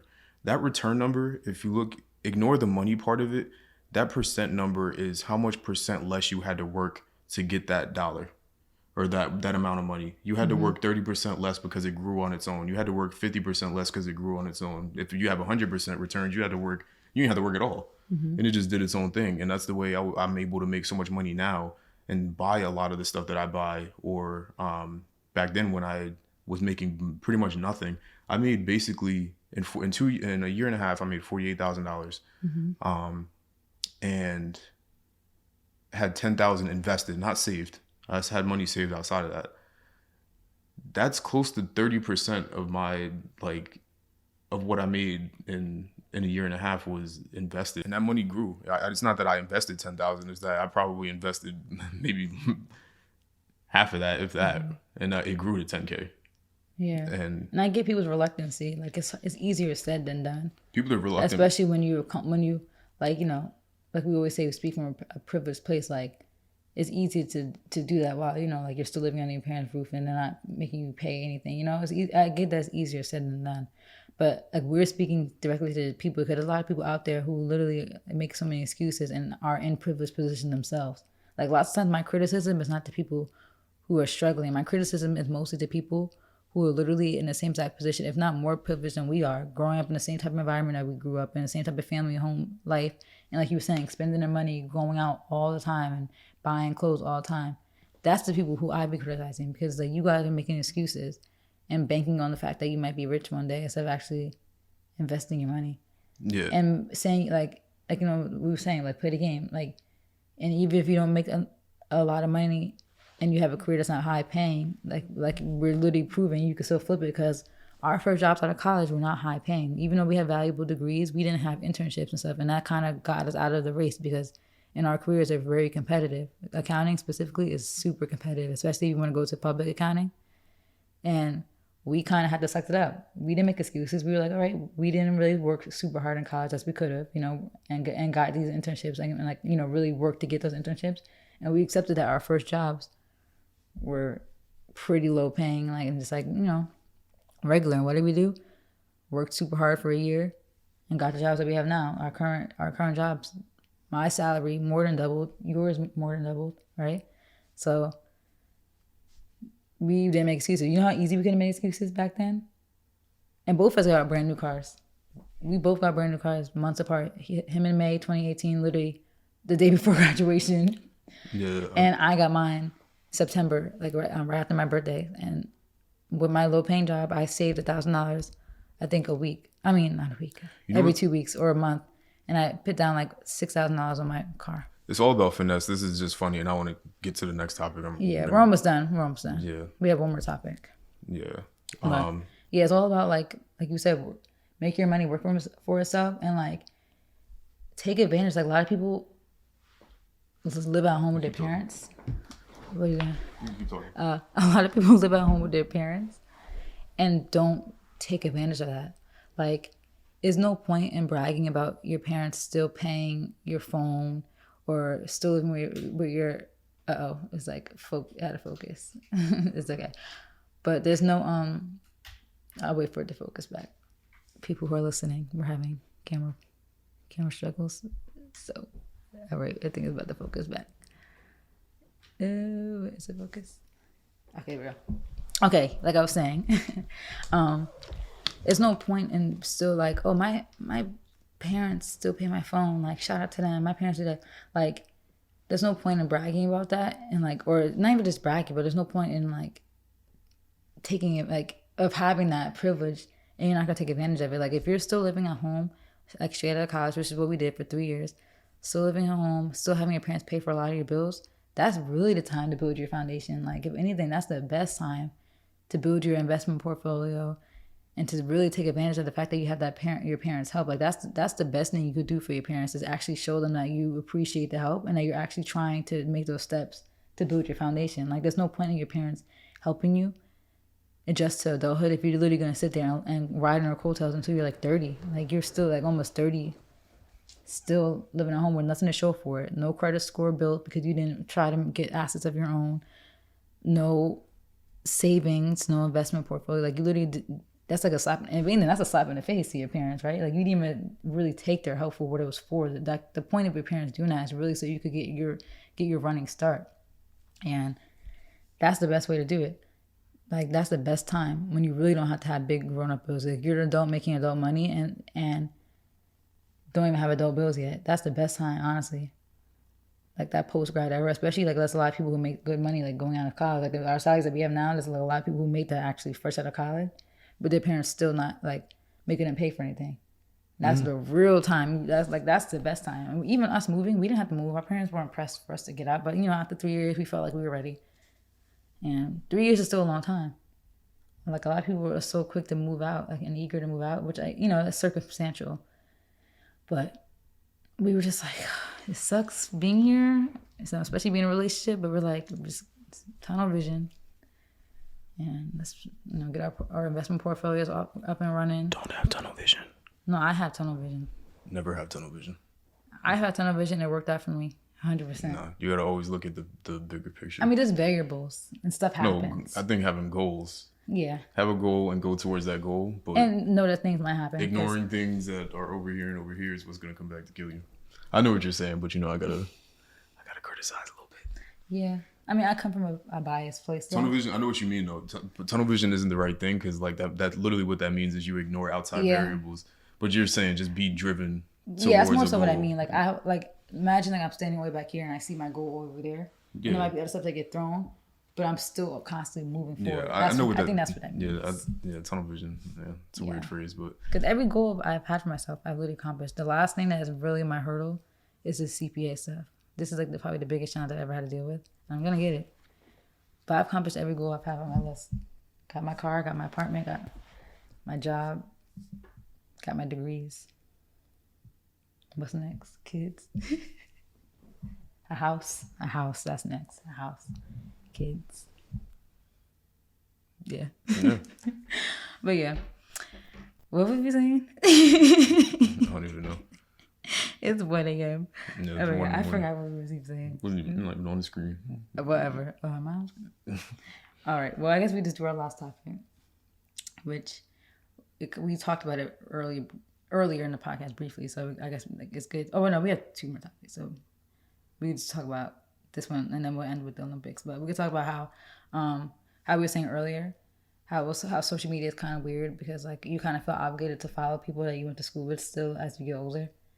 And like remember we were talking about this earlier, like how we feel like it's kind of pointless. It's stupid. I don't feel obligated to do anything for anybody. Mm-hmm. I don't. I'm not gonna follow people just because maybe we crossed paths at some point in a past life.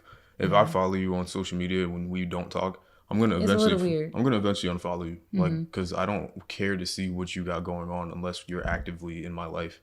Yeah. Because I don't like following people on social media at all anyway. Because I control what I see and what I don't see. But if like I don't know you, if I don't talk to you, then what's the point? Because if I don't know you, I'm not invested in your life. I don't care what you got going on. Then why do I follow you? And I feel like this is like an issue, like with millennials, especially younger millennials who are in the social media world. Like this is all new territory that we're kind of navigating. Because even like a lot of older people on social media, they'll be on Facebook, but they're not really reconnecting with everybody. They actually reconnect with people that they know. Some of them will, because they'll be like, well, okay, I wonder how so-and-so's doing from high school. But like, I don't know. It's a weird thing because like, it's cool to see like a lot of people accomplish stuff that you went to school with, but it's like it is kind of weird for people that you kind of just met once at like a party or like talked to once and like why am I seeing you on my timeline every time I got you? Don't like my pictures. I don't like your pictures. I don't watch your story. You don't watch my story. So what is the point? Like why? I've had people that no hard feelings. You can unfollow me. That's okay. 2 things. For one, I used to do the unfollow apps.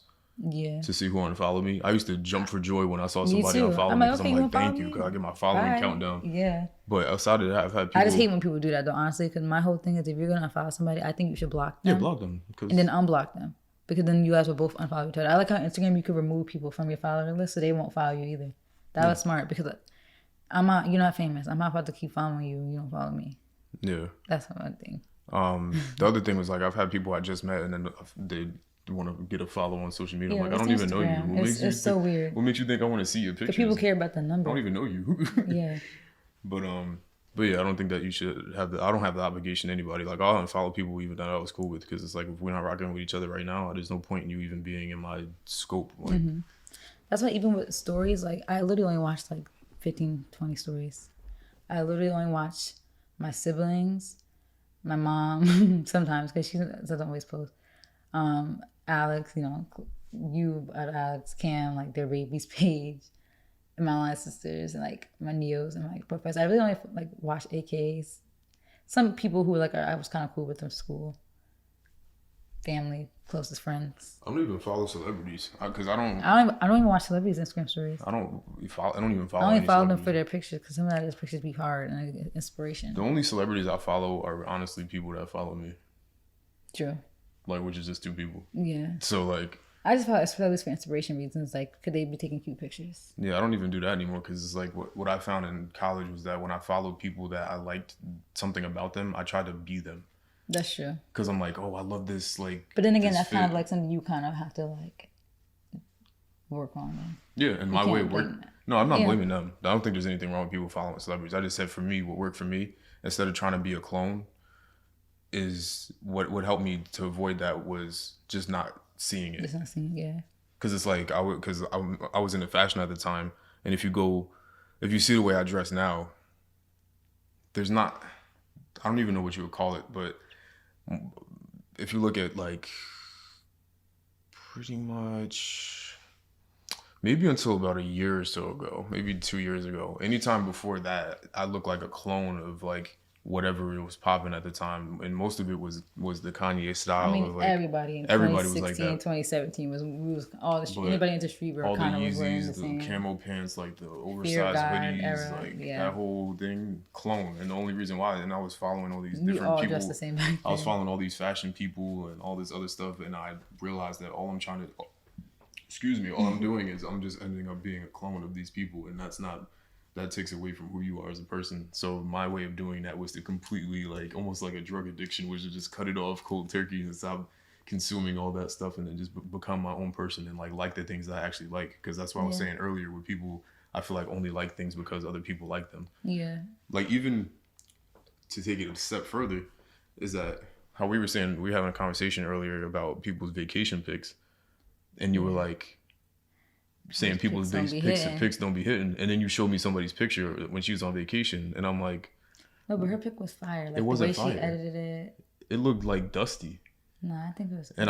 And the thing is, I think that it looked good because, or you thought it looked good because she has followers. No, I honestly like, it looked like a regular pool picture. No, but there's regular people who that, like, we know, like friends and family who took some fire pics on vacation, or just in general, like they take really good pictures. Yeah, but her picture was made. Yeah, but I just feel like in general, a lot of people don't take good pictures. Yeah, like, okay. It's not their fault. It's whoever's taking the pictures don't be taking flattering angles. They don't. Her picture wasn't hit. It wasn't. I promise it wasn't. It was just cute. I'm gonna put it up in the corner. I just think it was clean. It was just clean. It was just clean look. Like, sometimes when people would take pictures, it just looks like ashy. It's like not crisp. Like, you could tell the camera was smudged. Like, it was dirty. Like, yeah, but the scenery don't be hitting. What I'm trying to say is that. I'm not even gonna bring out my birthday trip because I'm mad that Bali might not work out. But well, you just brought it up, so no, cause I was ready. My pictures was gonna hit. But we going somewhere else. So. I found that I used to like people's style because they had. I feel like their follower count had something to do with it. It's like, okay, this person has this many followers. Well, it does, because the reason they even have followers is because their pictures look good. Yeah, that's the only reason they even gain followers. Yeah, but I'm saying that me trying to replicate what they do is because of their followers. True. It's like, okay, he got 400,000 followers wearing Supreme and Yeezys. Let me go get Supreme and Yeezys so I can get followers and try to get money too. And that's like where people just end up becoming billboards. Like, I want to wear Gucci everything. I want everything to have logos, and that's why nothing. And that's why a lot of people look the same too. Like, they try to. You could tell people be emulating other people. Like, when you look at their Instagrams, it's like you're trying to be Ari. You're trying to be Jada. Like, you're not. You're not trying to be you. And the people that are legitimately trying to be them are the people that everybody aspires to be. Yeah, like Kanye, Rihanna. Kanye built his own Yeezy brand, and we abuse Kanye on his podcast so far. I know, we love Kanye, but and we're gonna talk about him next podcast too, because Donda's coming out. Because you have the fashion people that try to replicate what he was doing. Yeah. With the oversized sweaters and all that kind of stuff. And then you have people like Rocky, like all the people that are looked to for fashion, all they do is do their own thing. Do their thing. Like, there's a bunch of other names I can name, but I don't really want to. But I said Rihanna. I brought her up too. Yeah, they all do their own thing. But then you have all the clones of them, which I was guilty of trying to be. I think we're all guilty of that. Especially because, like I said, we grew up in a social media era, so. Yeah, to some extent. I think that where I'm at now, at least fashion-wise, is trying to just get stuff that I like. That's why you see me sell stuff so much, because I'm like, I think I was a victim so much of, like, trying to get, I'm like, yo, I need to get all the cactus plant. I've had almost all of the Off-White Nikes. I'm like, I need to get that, and then, oh, this is hype. Let me go get this. Let me go get that, and it's so much of like trying to play into that it's like, okay, do I even really like this, or is it just like Do you the feel like hype and like I'm proving something to somebody? Because before, it's weird though? Cause with me, I'm like, I'm so self-aware that I don't know that, but there's still stuff that just happens to be hype that I really do like. yeah, and that's okay. Like the Off-White UNC Jordan ones, like those shoes are fire. And unfortunately, they're hype, but they're a fire shoe. I just like them for what they are. I'll take this for example. Like the way I'm dressed right now is regular. Yeah. It's like about as regular as you can get, but I'm comfortable in it. And the stuff I'm wearing is stuff that you're not going to see other people have. Like this is, again, 2003 archive general research jacket with like helmet lane pants from like the 1990s. Mm-hmm. And although this style is not like rare, it's not like I didn't do nothing drastic. At least you know like the pieces are like are different. Yourself, it's not like you're not. Oh, I gotta wear a jacket that has a flashy logo. Yeah, like a huge Gucci logo or something like that. Like I'm not into that fashion where I feel like I was before, trying to fit in. Like, oh, I need to get the Supreme box logo. And the thing is too, the people who know, and that's really all that matters. Like even with the Rick Owens, how a lot of people try to make a joke. Oh, those are Converses. It's like they're not. But I'm not gonna argue with you because people who know Rick Owens know like what these are. Like the Ralph's Oswegos, a lot of people don't know what they are. They're probably like, what is that on her feet? But I'm not wearing that to be cool. Like if people who I like the shoe, and if anybody else recognizes them, they're like, okay, cool. Even like the boots, and especially back when I wore the Ramones, because that wasn't even a thing. Yeah. Now they're more recognizable. They're extremely recognizable now. Everybody getting them. Literally. But like the boots I wear, all my sneakers are recognizable. I'll say one thing. I like to buy things that are either so extremely hard to find, if not impossible to find, or at least with my shoes that are so expensive that people can't replicate it, because I never want to be in the same spot with somebody that's wearing the same thing. And it's not that people, I have a one-of-one shoe or something like that. It's just that the odds of somebody else having it is so extremely rare that it gives you a sense of individuality, because people are so much clones. Mm-hmm. That's why I hate, because this sounds so pick-me-ish, but like I take pride in the fact, this sounds so pick-me-ish saying I take pride, but I just feel like it's pride. Like I don't know, like when I was really out and about in college, and like, you know, I have hanging out with friends and going out to like clubs and stuff, or just going out to like house parties, I always stood out like among all the girls there and among like my group of friends, because like it's like, oh, like look at what Mal got on, like those shoes, like people saw stuff and they're like, oh, like if you know, like when I had the Mark Noor bag, like people knew that was a fade. But people like knew, like those guys, like, oh, like what you know about that brand? Like people would say that stuff all the time, and like honestly, like this sounds so pick-me-ish, but I feel like I always like was really chill. Like I'm a chill person. Like I'm shy, you know how I am when I don't know people, and I'm in a relationship. So when I go out with my friends, I'm just there to have fun with them. But literally, most guys will come up to me, like. And this sounds so pick-me. It's not even a good way to word it. It's like, you know, they're wearing like really tight clothes. And I'm just like, I'm a tomboy. I'm wearing my freaking sneakers. And I would get the most attention just sitting there wearing my sneakers and my freaking graphic tee. So, like, I don't know. Like, I take pride in the fact that, like, I walk into a room and nobody got the same black fit as me. Like, I'm not wearing an outfit that you're seeing on a fashionable model. I'm not wearing shoes that you're seeing everybody with, like you with the Mars yards. Nobody's got those. I haven't even seen a single person in person wear that. The only time I've seen it was that picture of somebody at the finals, right? Yeah, I think it was somebody with LeBron. Somebody relevant, like wearing the shoe. So never seen him in person. Yeah. So like, because you know what the thing is, and that's what fashion really is all about. Like, it's subjective. It's about doing stuff that you care about and being yourself. Like I don't get the whole trying to look like everybody else thing. Like we've walked into parties and you see the same Jordan outfits. 13s that 17 people got on. You look around, everybody got the same thing, and not everybody cares. That's that the just thing. dropped the same day. Not everybody cares to beat the stand up, which is fine. But it's just that we're saying that we care. Yeah, still. And it shouldn't bother you. Still buy what you buy. I think that my thing is the reason why you buy things. Like if you're buying things because somebody else has them, or like that's the troubling part. Because if there's no individuality. If 50,000 people in this party want to wear the same Jordan 5 that just came out earlier today, then do that. Mm-hmm. And for a lot of people don't care. They really don't care. They look good and they feel good, and that's all that matters. And that's all I do. Yeah, we're just saying what we do. That's what makes you feel good, is standing out. And that's why right now I don't wear graphics no more. Any graphics Is that this I a wear is graphic? just my mind. Technically, It's it kind is. of graphic. It's a little John Paul Gaultier-ish. It is. It's giving. A little Jean Paul. But yeah, it's all about doing what you want. Like, I don't... Somebody might look at my fit and say it's whack. Yeah. Because I don't have a logo on it. Yeah. But I'm comfortable. It's just a nice jacket. It's very toasty. Remember that's what ASAP said, though, and Ian Connor. That, like, someone might not like your fit, but they'll recognize that it's you. Yeah. A lot of people don't do that. Like, when I was defending myself on Twitter, when I was wearing the Travis Air Force Ones with the dress.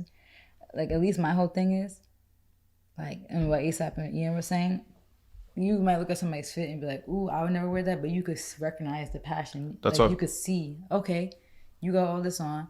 I want wearing that, but I could tell you into fashion. That's how I feel about Tyler, the Creator. I think that his fashion sense is so, like, you could tell he really cares about it now. Yeah. Like, he cared about it before, but now, like, you can tell he really, really cares about it now. Like, I would never wear it. People think the fits are trash, but it's him. It's him. That's what he feels comfortable in. It's different saying that. It's different saying like you thinking. I mean, it's different people like seeing that fit is him, and saying it's trash, and somebody wearing it is like you've seen 6 people wear that fit. Like if I say I think your fit is trash, it's because I think it is trash, and I've seen 6 other people wear it. That's why I think it's trash, because it's like it's a bad fit, and you only wore it because you've seen someone else wear it. And that's not your individuality. One of the only people that I look up to, because I think there's like a list of like maybe 3 people that I look up to fashion wise. One of them being Luka Sabat. What I appreciate about him is that there's certain things that he does. I'm like, okay, cool, I like that. One thing that he does is he's really into Western style clothing, shirts and boots and like cowboy boots and stuff like that, or like super high heeled boots. Like you could wear a pair of like Rick boots that were just astronomical with like a 12-inch heel.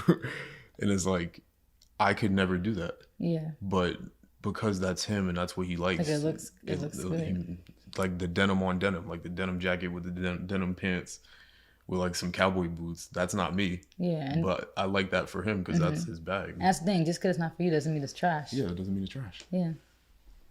So yeah, that was fashion takes. How did we even get on that? What was the? I know the topic was talking about social media, following people. Following people. Oh yeah, then I was talking about how I can control whatever. But yeah.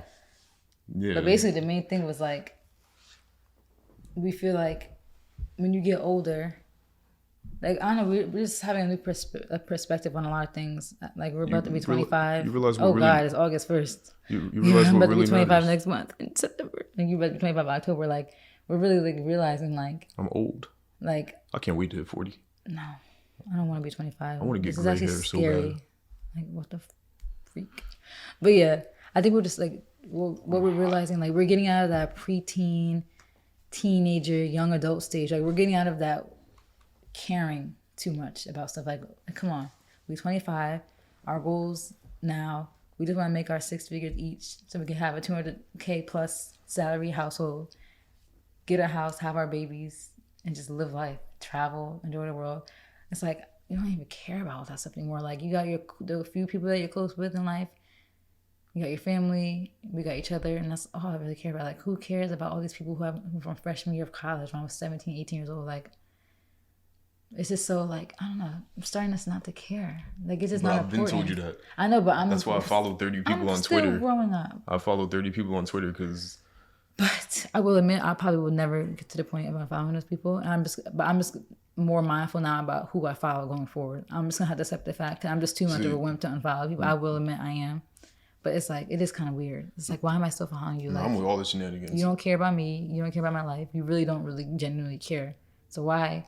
We don't interact. That's the weirdest part. Like, I could appreciate people who might have only met me once or not at all and are very interactive. Like, okay, you like every single picture. You watch every story. You comment here and there. But we're not doing none of this stuff. It's just kind of weird, so. But what I be telling you is, like, what are they going to do? They're not the cops. They're not going to, like...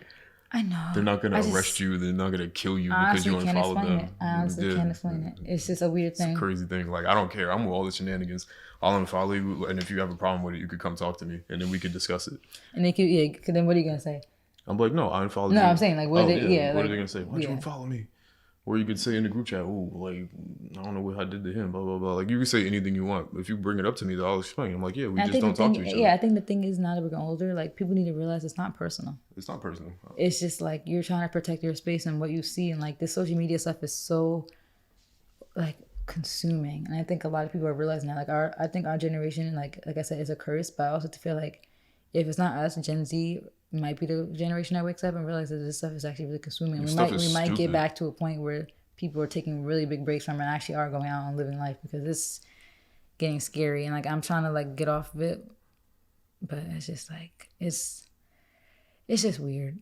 Yeah, all this stuff is stupid. I don't care. Like, nobody's gonna say anything to me. I've unfollowed people, but I'll do the thing where I remove them as following me too. And they might not even realize. That's the funny part. They won't even realize. Like, and then that's just what it is. Like, I feel no obligation to follow nobody. All this stuff is stupid anyway. It's all fake. It doesn't mean nothing. So yeah, that's just my perspective. Yeah.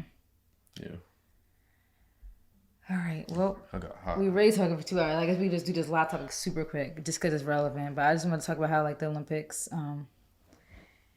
What's the name? Sha'Carri tweeted, "Miss me yet?" But during like the 100-meter semi-finals, I think, and then all the Jamaicans and like a lot of people and like even like other Olympians were like bashing her, saying like, "Nobody misses you, like Jamaicans about to beat you." And then they did. That's the update. The Jamaicans, well, they didn't beat her because she didn't run, but they came 1, 2, 3. The first place runner ran like the second best time ever, I think, and beat Sha'Carri's trial time. But I think Sha'Carri's time that she ran, she would have came second. But who knows? If she's there in that environment, she could have won. And I feel like it's not fair that people are like bashing her, saying that, look at the time that this girl came in. Like, you don't know how Sha'Carri would have ran, like, being in a competition with the best runners of the world, you know.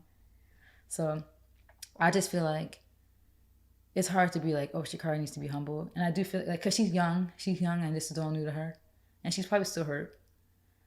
But I don't think her comment was bad.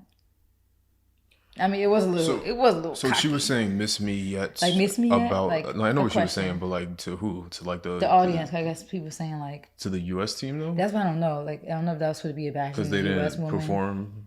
Yeah. Well, I don't know. I mean, if that's the case, then that's obviously. Maybe she's saying, "Oh, are you guys bored?" Like, yeah, like y'all didn't get to see me like do. And I do feel like that it's kind of a little like, all right, like, you know, that's kind of, and that's why some Olympians actually spoke out too, because it's kind of like, all right, come on, you can't really disrespect like. Because it's supposed to be a team. And go ahead, be cocky. Black people in general, we deserve to be cocky. But it's like, at the same time, you still kind of. And I saw today she just tweeted congratulations to the Jamaicans, like that one. But they're still bashing her. And I just feel like it's kind of wild. Like, I don't know. And I also feel like when stuff like this happens, though, like in the diaspora, a lot of people, like, from, you know, they use this time to bash Black Americans. I feel like out of the whole diaspora, Black Americans get hated on the most. But the craziest thing is, you know, me and Alex, we're both descendants of slavery in this country, on both sides. So this is a really passionate topic for me. But as us two being like, our ancestors literally built this country, it just makes me like, ugh, when people, especially like, they'll be like Jamaican Americans, like, you know, their ancestors or their parents are from Jamaica or something, that live in the U.S. and are benefiting off the things that the Black Americans, like our ancestors, built for this country. Like, you fled your country and came to America for a reason. So for you to go under a shade room, which I think is actually owned by a Jamaican woman, which is ironic, but you go into the shade room, which is a page that's literally built on Black American culture, to like bash Sha'Carri. It's almost like they waited for something. Like, some people were saying some crazy stuff. That type of stuff makes me mad. Like, I think it comes from a place of like hurt too, because it's like, my ancestors literally built this country. You came here to benefit off that in some ways, you know, you did. But now you're gonna like talk down on Sha'Carri, and like, you live in the country. Like, how you talking about America's trash, but you live here? Like, America got its issues, but during the Olympics, I got my flag. I'm like, I'm an American at the end of the day. My ancestors built this country, so I am proud to be an American. So like, it's just kind of weird how people will live in this country and their ancestors are from somewhere else, and then they bash the woman of our country, and they bash the country. Like, you could be proud and have pride of your country, of course, but don't bash Sha'Carri. Like, I don't know. I just feel like people were like took this opportunity to like really come crazy at her. It's crazy how you guys switch up so quick because everybody was all for her. That's another thing we were talking earlier. With fame, like people love you and then they hate you. I don't know. And like her comment was a little cocky, but I don't think it like warranted some of the stuff people were saying. Like people like, that's why Americans suck. And that's why you're at home. Jamaicans dominate. We're better than you. It's like, whoa. At the end, I thought we were all black. You know, I thought we was all black. No, I told you, people, everything is about convenience. It's whenever it works for you. So it's convenient now to be Jamaican because they won. Yeah. But if somebody black prominent does something, then it support them. Yeah. Then... Black diaspora, we're so... And this is not specific to Jamaicans, but it's for just in across general. the whole diaspora. Everybody from Africa and the Caribbeans. Like it's... And Black Americans, we be saying stuff too. We're not innocent. We say ignorant stuff too. So it's just like... But I just don't think that Black Americans kill Africans for things. We don't. I mean, I don't see it. I feel like the hate comes to us a lot more, which is crazy because Black Americans literally run this freaking culture. Like, they'll literally be clowning Black Americans using Av. I'm like, how you talking about y'all? Y'all is kind of a Southern thing. What you mean y'all? Like, and they'll be using memes from like Martin and stuff. I'm like, it's a Black American show, like, or rap. Like, a lot of stuff like people love our culture and they love us, and we did so much for this country. But then I just don't understand where the hatred is. It's like you literally like are letting the colonizers win. Like, I don't know.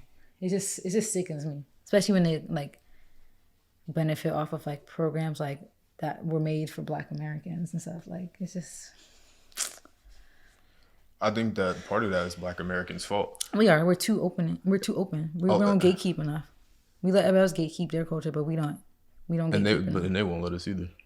What do you mean? Like, I don't think other cultures allow it. No. Like, they don't want us to gatekeep things. Mm-mm. And if we want to, they get mad. But if something up there, like, you know, the whole Michael B. Jordan thing with him making the wine, or whatever, he got killed off of a name. They wanted to gatekeep that, but if we want to gatekeep something in our culture, it's like, why are you guys so... Like, if we wanted to gatekeep slang, and every time somebody's from another place use slang, then we just were in the comments. It's just a lot of hypocrisy, and like, you know, like I said, I'm a nice person. Like, I blame obviously colonialism and all that stuff because that's where it derives from. But it's like, come on, we gotta like unlearn stuff. Like, let's stop the hatred. We're like, you could have pride from being from your country, of course. You could have pride from where your family from and what your culture is, but don't bash us and our culture, because being a Black American is still a culture. Like, we don't know where we're from, and that's what's the, you know, our culture is making beauty from the pain. Like, we created a whole culture of not knowing where we're from and being stripped of everything. Created almost every music genre. Like, come on, give us our credit. We created a whole freaking culture that's loved worldwide. Everybody try to talk like us, be like us. Don't try to bash us. Like, it's just frustrating. And in Black Americans, we're not innocent either. You know, there's a lot of stupid stuff that we've said growing up, you know. Yeah.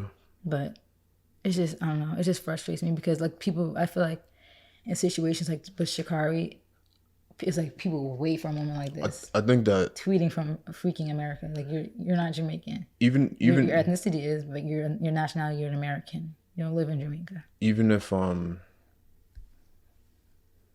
you want to talk crazy, like, in my opinion, even if you want to talk crazy, then talk crazy from your country.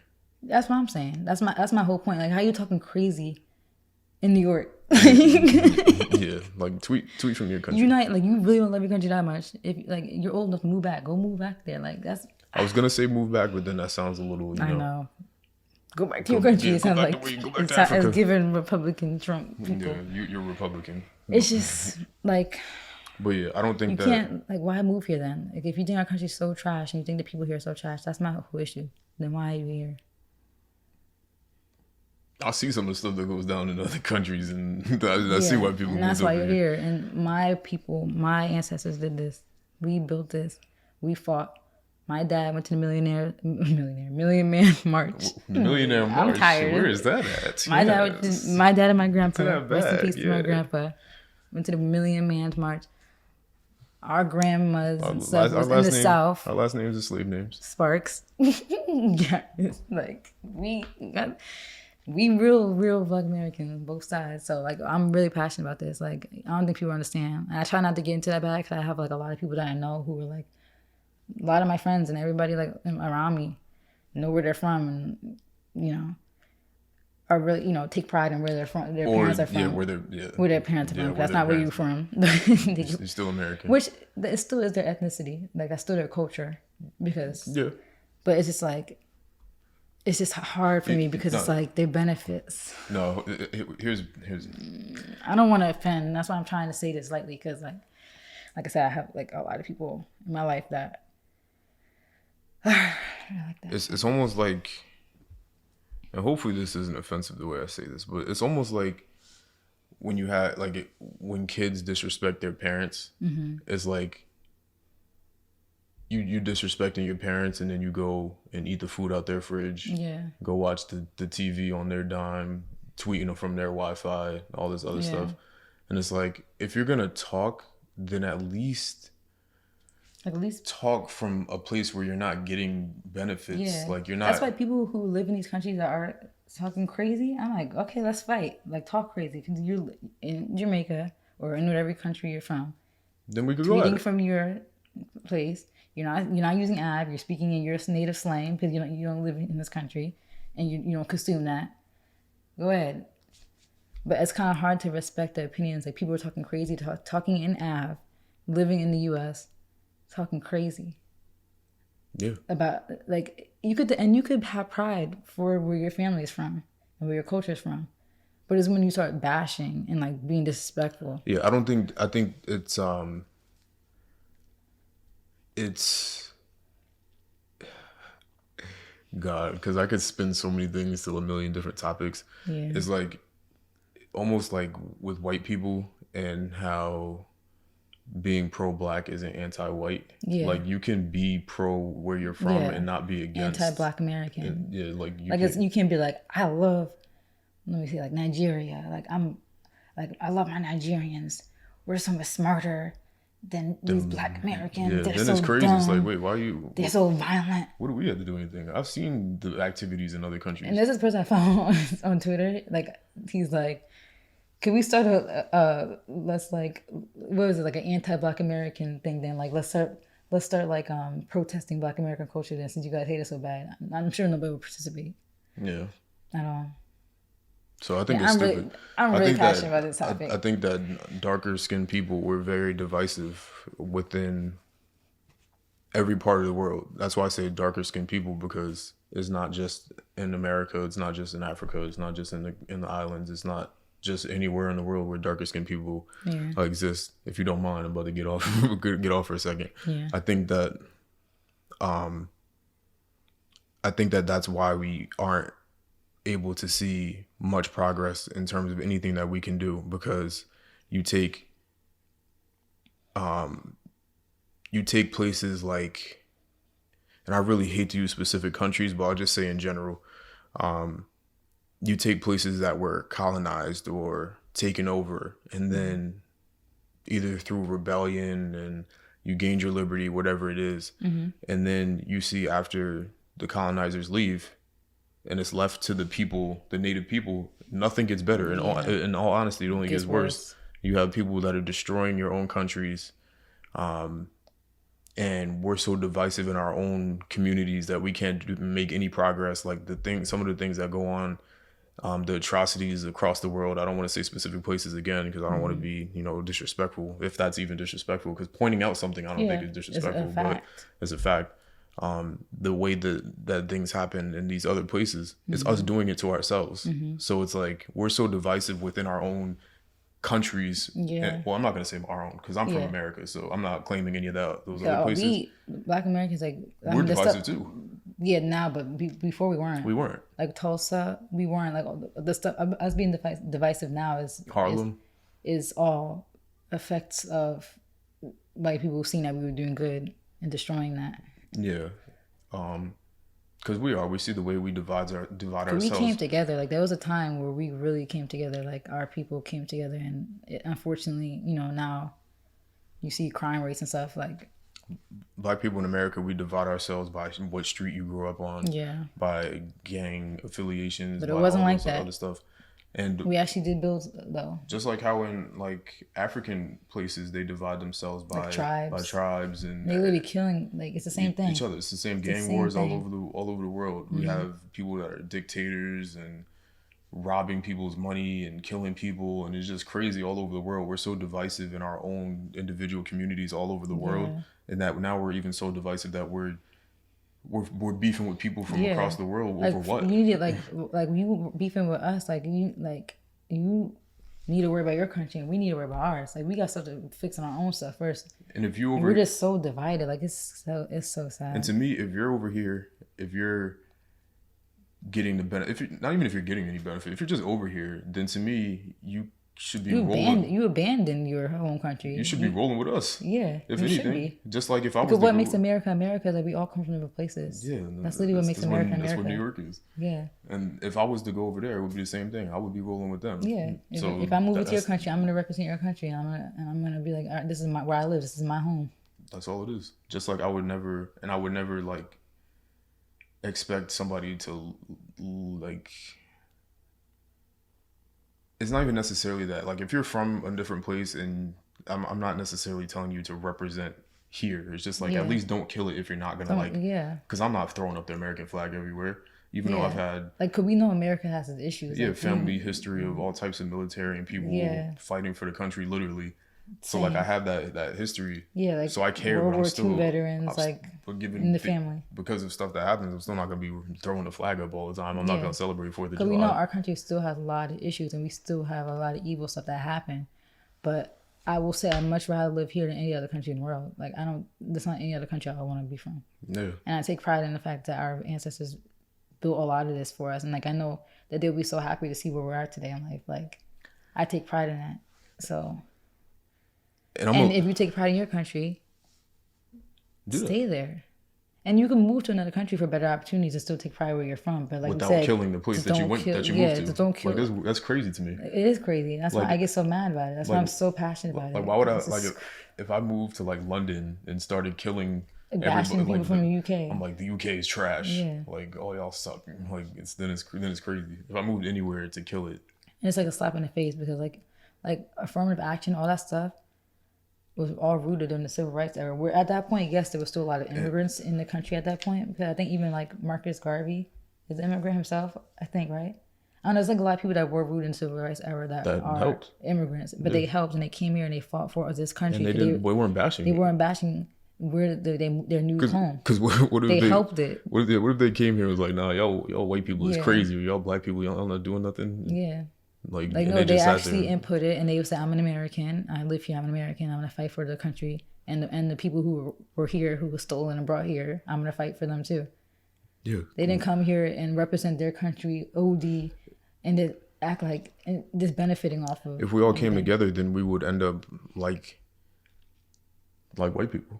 Would. And it's not like they don't have their issues too, but they know how to come together and build something. They came here and dominated the Chinese restaurants and the hair stores. Italians, everybody. Indians, every group was able to come here. And so did black people. We did. In Harlem. And so, Harlem, but then Tulsa. They don't let us play fair because they try to take it from us. But we was doing too good. Because look at Wall Street, for example. They built the system, benefit off the system, and then hand off the opportunities of that system to themselves. Yeah. And that's what Wall Street is. Yeah. Yeah. And that's how it all works. Like, look at Mark Zuckerberg, right? Facebook. He had an idea, stole it from some white people. Stole the idea. Well, he had an idea, then stole the idea. The advanced version of the idea from those twins, from the white people. Yeah. Got a bunch of his white friends, and they built a multi-billion-dollar company. And that's how it works. But we could never do that. We can never. And I hope one day we can. Hey, we can't even do that with people that have the resources to do so. We have so many black entertainers and aside from that, even millionaires just in general, from being doctors and all types. There's a lot of black millionaires. They too busy worrying about. Couldn't put any investment together. Nope. It's sad. And like remember, like I like to like always loop around. It does root from a source, you know. Colonizers, I'm gonna give them their claps because they did their thing. They've destroyed us, and the effects are still obviously prevalent today. So is that the right word? I can't talk. Prevalent. Prevalent. I have a speech impediment, guys. I'm just kidding. I don't, but I have an undiagnosed one. But we have people like. It's tough for me to like, and I don't want to point out anybody specific, but we have a couple black billionaires, and we have a lot of black entertainers with a lot of money that don't have their priority. Well, it's their priorities. I can't say what somebody's priorities. What they spend their money on, yeah. But what if we were able to have some sort of cohesion and put everybody pool their resources to build something? There's so much we could do. Like, I was just looking up again with Byron Allen, and shout out to Byron Allen. This man bought the Weather Channel. I didn't know that. For $300 million. Wow. Of other people's money. Wow. And it's his now. Wow. And bought it from multi-billion-dollar organizations. He bought it from like Comcast, Blackstone, and somebody else. And we have black people like this. And he's black. Didn't come from the best situation. Crazy net worth. Mm-hmm. Crazy money. He's like, the Weather Channel is on everybody's iPhone, and yeah, Apple isn't it run by them? It's run by the Weather Channel. Yeah, right. When you scroll right there in the corner, the Weather Channel logo, go check your iPhone. That's his. He copped that for $300 million.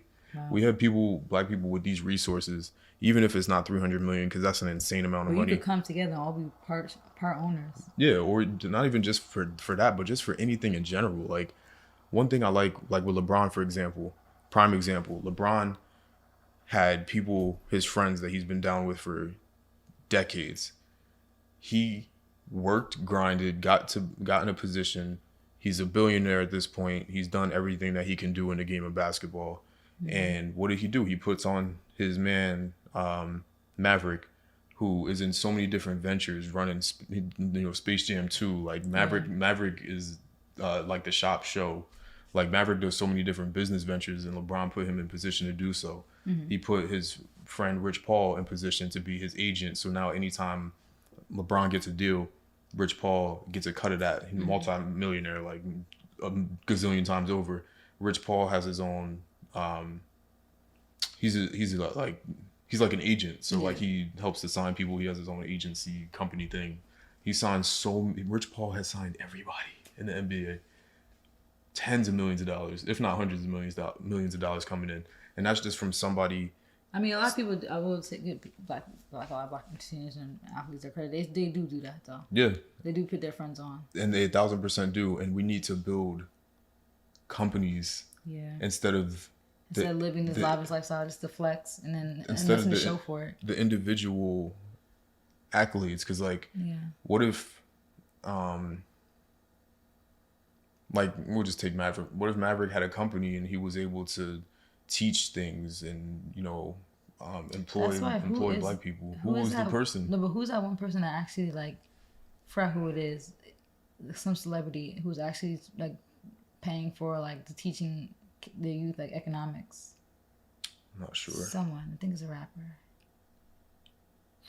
I forgot who it was. It's some rapper or basketball player who actually his money. Wasn't 21 Savage? I'm not sure. It was 21 Savage. He has something where teaching kids financial literacy. He actually, which is smart. I'm like, okay, that's cool. He actually is doing something. Let me see.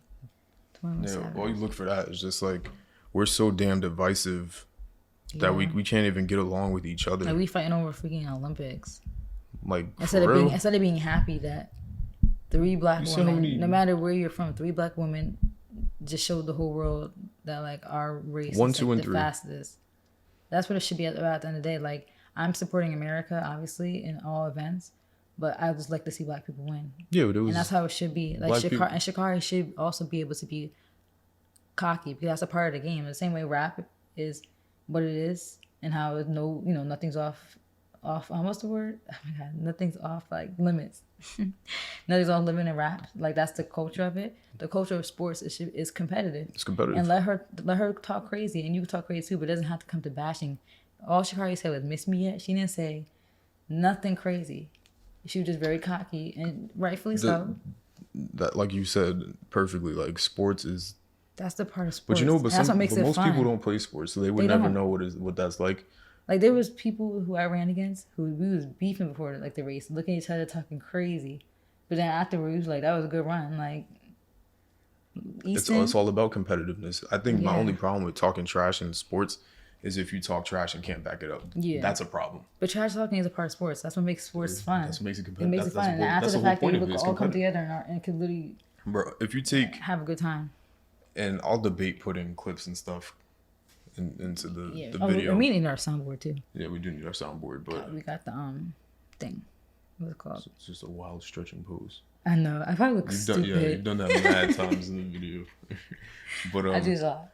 If you take Russell Westbrook and Dame Lillard scrapping, like fighting during games, like going crazy on each other. And some of the beef do be real.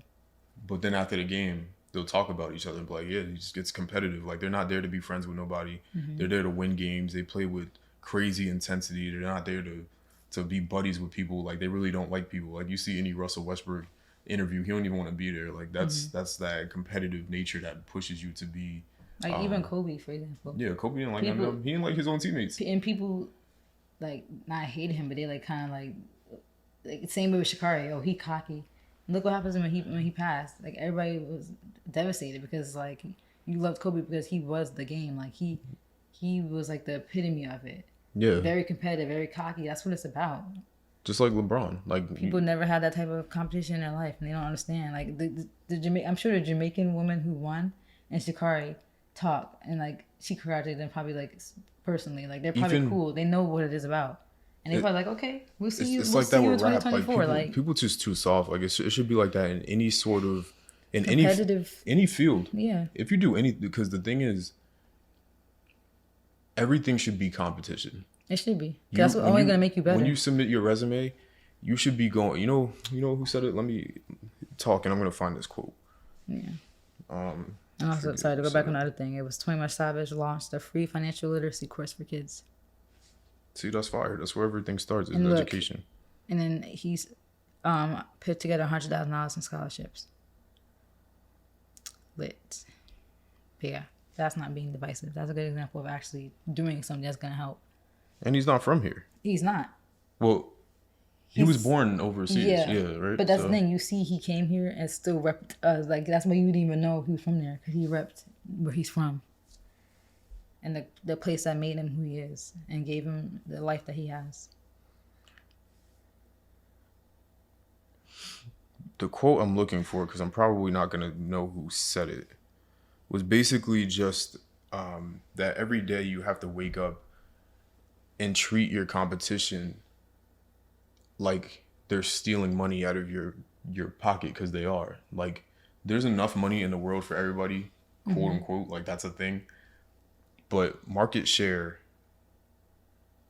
exists, and anytime your competitor gets a dollar, that's a dollar that should have went to you. So in any sort of competition at all, you should view it that way. Competition is literally just it's in our freaking DNA. Yeah, like survival of the fittest. That's literally ingrained in our DNA. Like you see in the animal kingdom, that stuff. Whoever's the strongest, the fastest. Everything is war. Your coworkers, your coworkers are your competition, because your coworkers can become. You could end up reporting to them. They could end up being your boss because they worked harder than you. Yeah, like you see in my situation, I got promotion before someone who had a job a whole year ahead of me. Yeah, and he probably like, Jesus, like how's she coming after me and now she got promoted already? When you submit your resume, you're in competition with other people that submitted their resume. And you still respect all of them. You still respect all the applicants, knowing that they worked hard too. But it's like, game on though. I want this job. And I'll let people know that. I'm like we competition.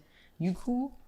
But one of us gonna be the next manager. Yeah, like I told my manager, I'm like,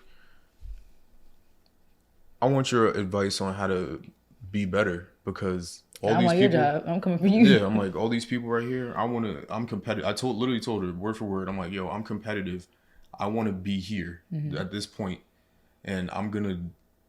And she told me, she was like, yeah, this team is extremely competitive, so people are gonna be fighting. And I'm like, yeah, I'm ready for all. I'm with all that. I like football. It's fun to me. Yeah.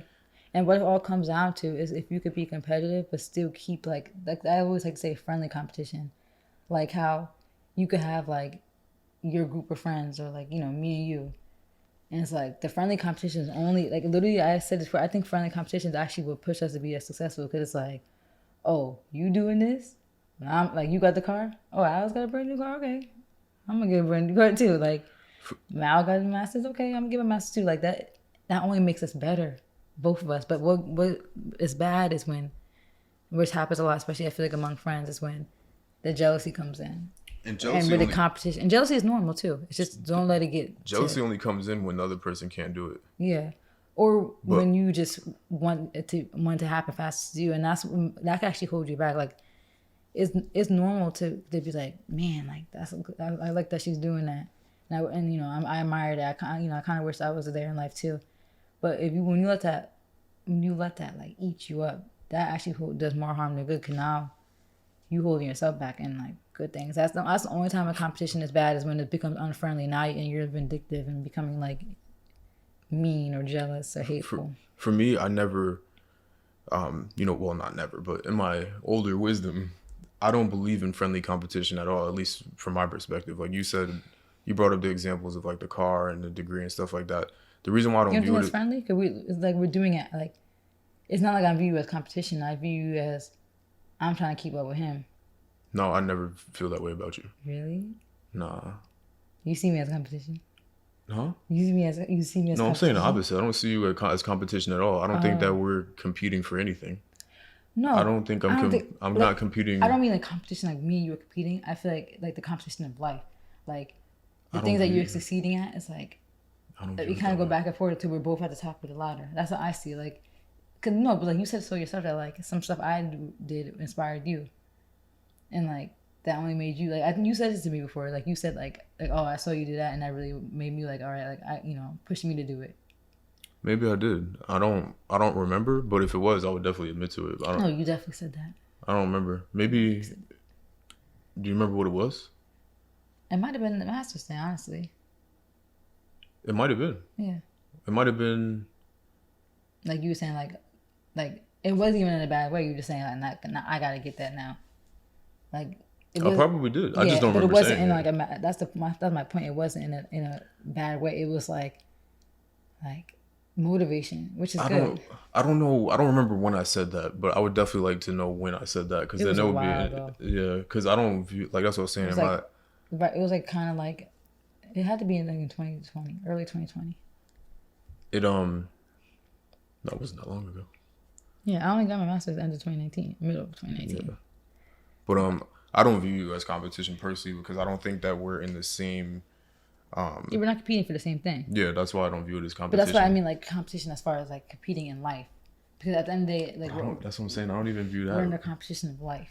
No, like I don't look at almost like how like I was saying with my brother, right? Like I'm not. It's to me at least. Maybe for him it is, and I don't think there's anything wrong if you do think this way.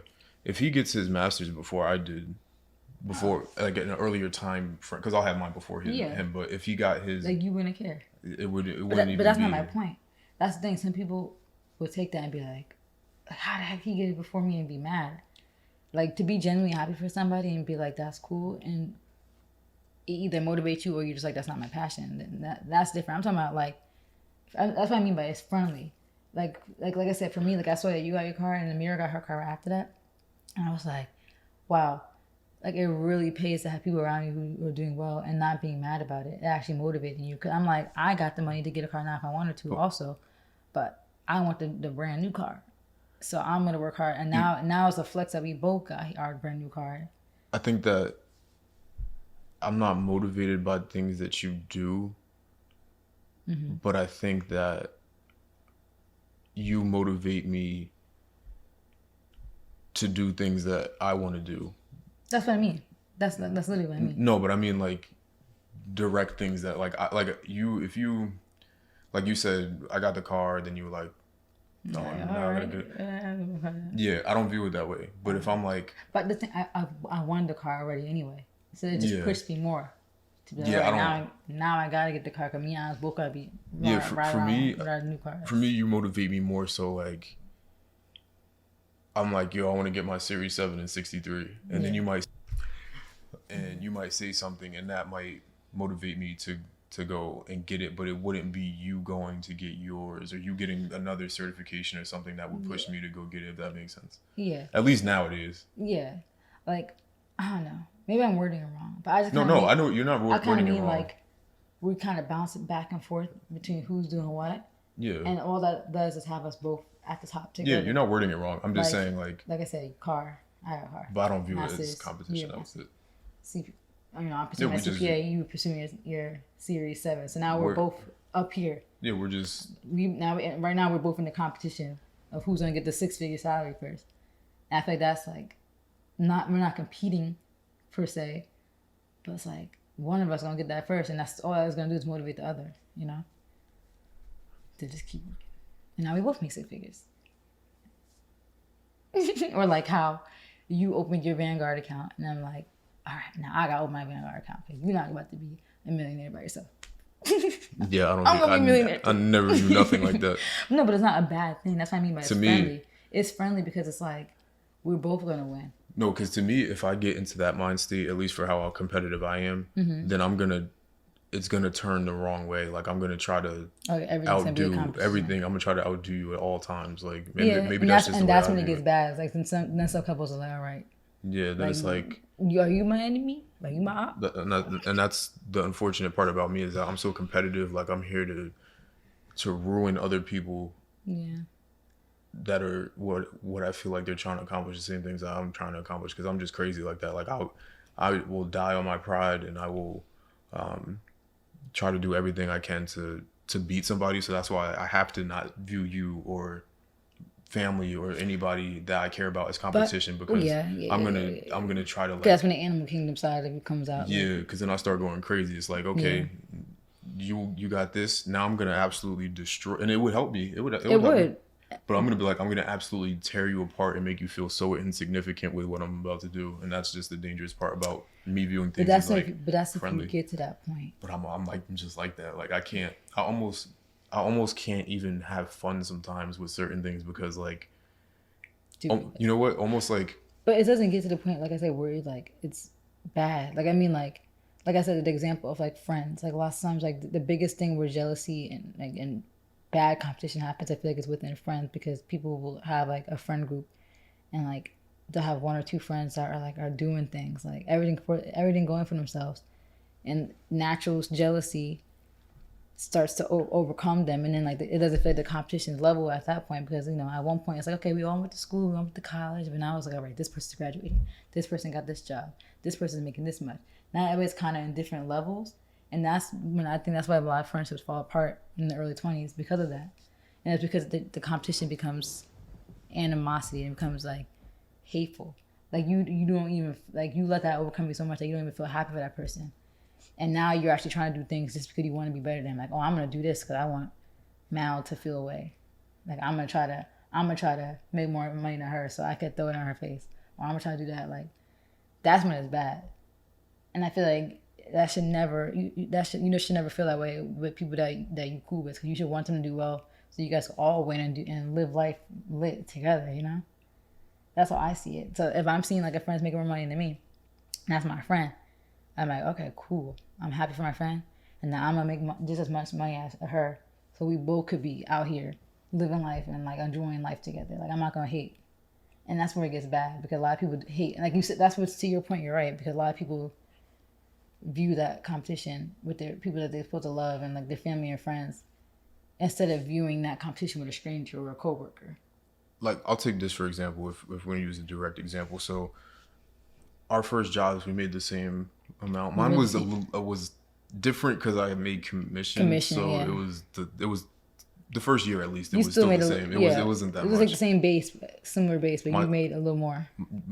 After my first year, that commission, I was going crazy. But the first year, it wasn't that much more. Mm-hmm. You got you got the job paying double. More than double. No, for me, well, it wasn't. It wasn't. It was more. It was technically more than double. Yeah. At Prudential, my starting at Prudential, yeah. When you started, and I was still. Yeah, you were still there for like months. I got the job in June. And you got your job in September. Yeah. So that was the whole summer. You basically. Well, I got it in August, but I pushed it to September. Yeah, I pushed it to September. That basically that whole summer, I was making like a lot more. And not once. Not once did I ever feel like it was competition. I never felt like you were happy. Got this. Like you were genuinely like happy. It was like my season. Yeah, because it was like I think I might have cried. Yeah, I just got my master's and I got a job. I was like, whoa, that was 2019 best year ever. I would text you randomly like, yo, I'm like. Yeah, I remember I posted that screenshot. You were like, I'm really proud of you. Like you really like worked hard last year. That was, I was so disappointed about my senior year of college and how all that went down.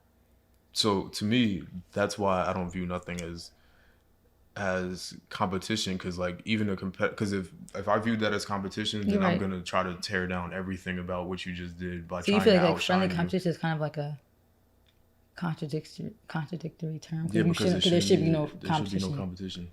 It should just be friendly. Because it shouldn't even be called friendly. It should just be called supporting or just building together. Nothing about anything that you do has any interference with what I do. I only view competition as somebody that has the ability to take something that I can take, that should be mine, that I feel like should be mine. So that job that's over here that I'm trying to get, if you're not applying for it, I'm never going to view it as competition. We're not even in the same type of. And that's where I feel like good karma comes in there too.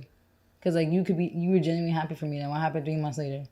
Now you're making like 20,000 more than me. Like. Yeah. Yeah. And I don't view that as competition, and I don't think that you should either. Yeah, I think competition is the wrong word. Because we should elevate each other, but we don't elevate each other through outdoing one another. Yeah. I think that the word friendly competition is kind of like the phrase friendly competition is kind of like should be out of my vocabulary. I think it sounds good. Yeah, but when you really break down what competition means, you're competing. I'm not competing with you. And when you're in that competition zone, like the same thing we were saying with sports, you're selfish.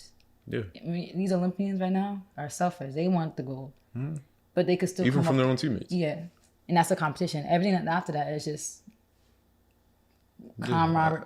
Not even camaraderie. What's the word? Camaraderie. Yeah.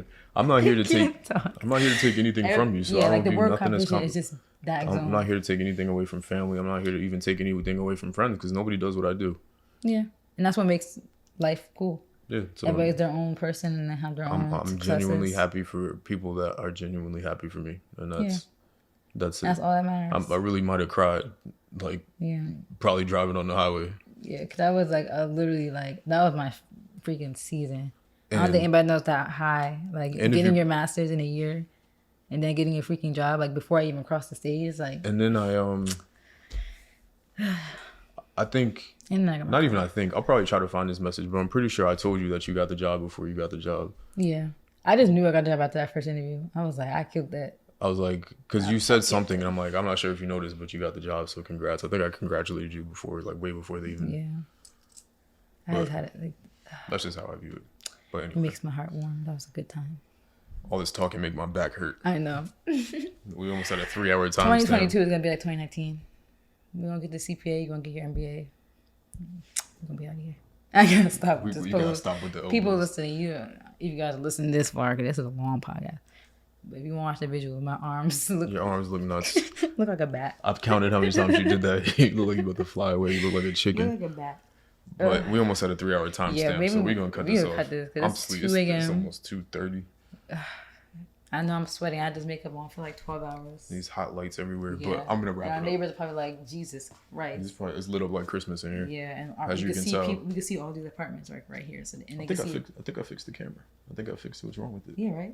It only. I'm gonna cut this off and tell you. It didn't even dim yet. Yeah, I'm gonna cut this off and tell you what happened. Good. Yeah. So long pod, but this is a long podcast. But if you got to this point, thank you. I don't even know. Go find something better to do. Yeah, because actually, if you listen to us talk for 2 hours and 45 minutes, even if you know us, it's kind of weird. That's so crazy because I listen to people. But thank you. No, I do too. I listen to people. Like, especially when we're at work, those 2 hours, 3 hours go by quick. It's pretty clutch. You're like, Jesus. It's going to be if we ever argue on here, it's going to be so entertaining. I know. Oh, God. I'm going to listen to it. No, because we might start bickering. We might bicker. If I throw the headphones, you guys can hear how we bicker. I mean, we don't really argue no more, though. Yeah, we do. We disagree on things. But we don't really argue. Like, I feel like you're just calm now. I don't like that. Yeah. Cause you ain't even like sometimes I feel like I be kind of like baiting you. And you just sit there like, and then and then we just small talk. You're just quiet. Yeah, I'm zen. Anyway, I don't pick fights though. Shut up. It's usually we're wrapping up this pod. We'll fight after this. No, I don't want to fight. We're gonna fight after this. since you want to so bad, we can fight. It's fine. We can fight. It's fine. But yeah, thank you guys for watching again. Yes. Get a life if you got to the end of this. Yeah. But just kidding. Seriously, if you did, no, yeah, that's crazy. That's good. Honestly, and if somebody clicks on my video, I tell you how I feel about views. If somebody even clicks on my video, who are we? I ain't nobody. We are like, you're not obligated to watch and listen. So obviously, we appreciate it. It's all jokes. Yeah. So if you got to this point, thank you. Yeah. We're gonna wrap it up. Yeah, this is a long episode. Long episode. Yeah. The clips will come out, but yes. But we're gonna wrap it here. So thank you guys for watching. Thank you for watching.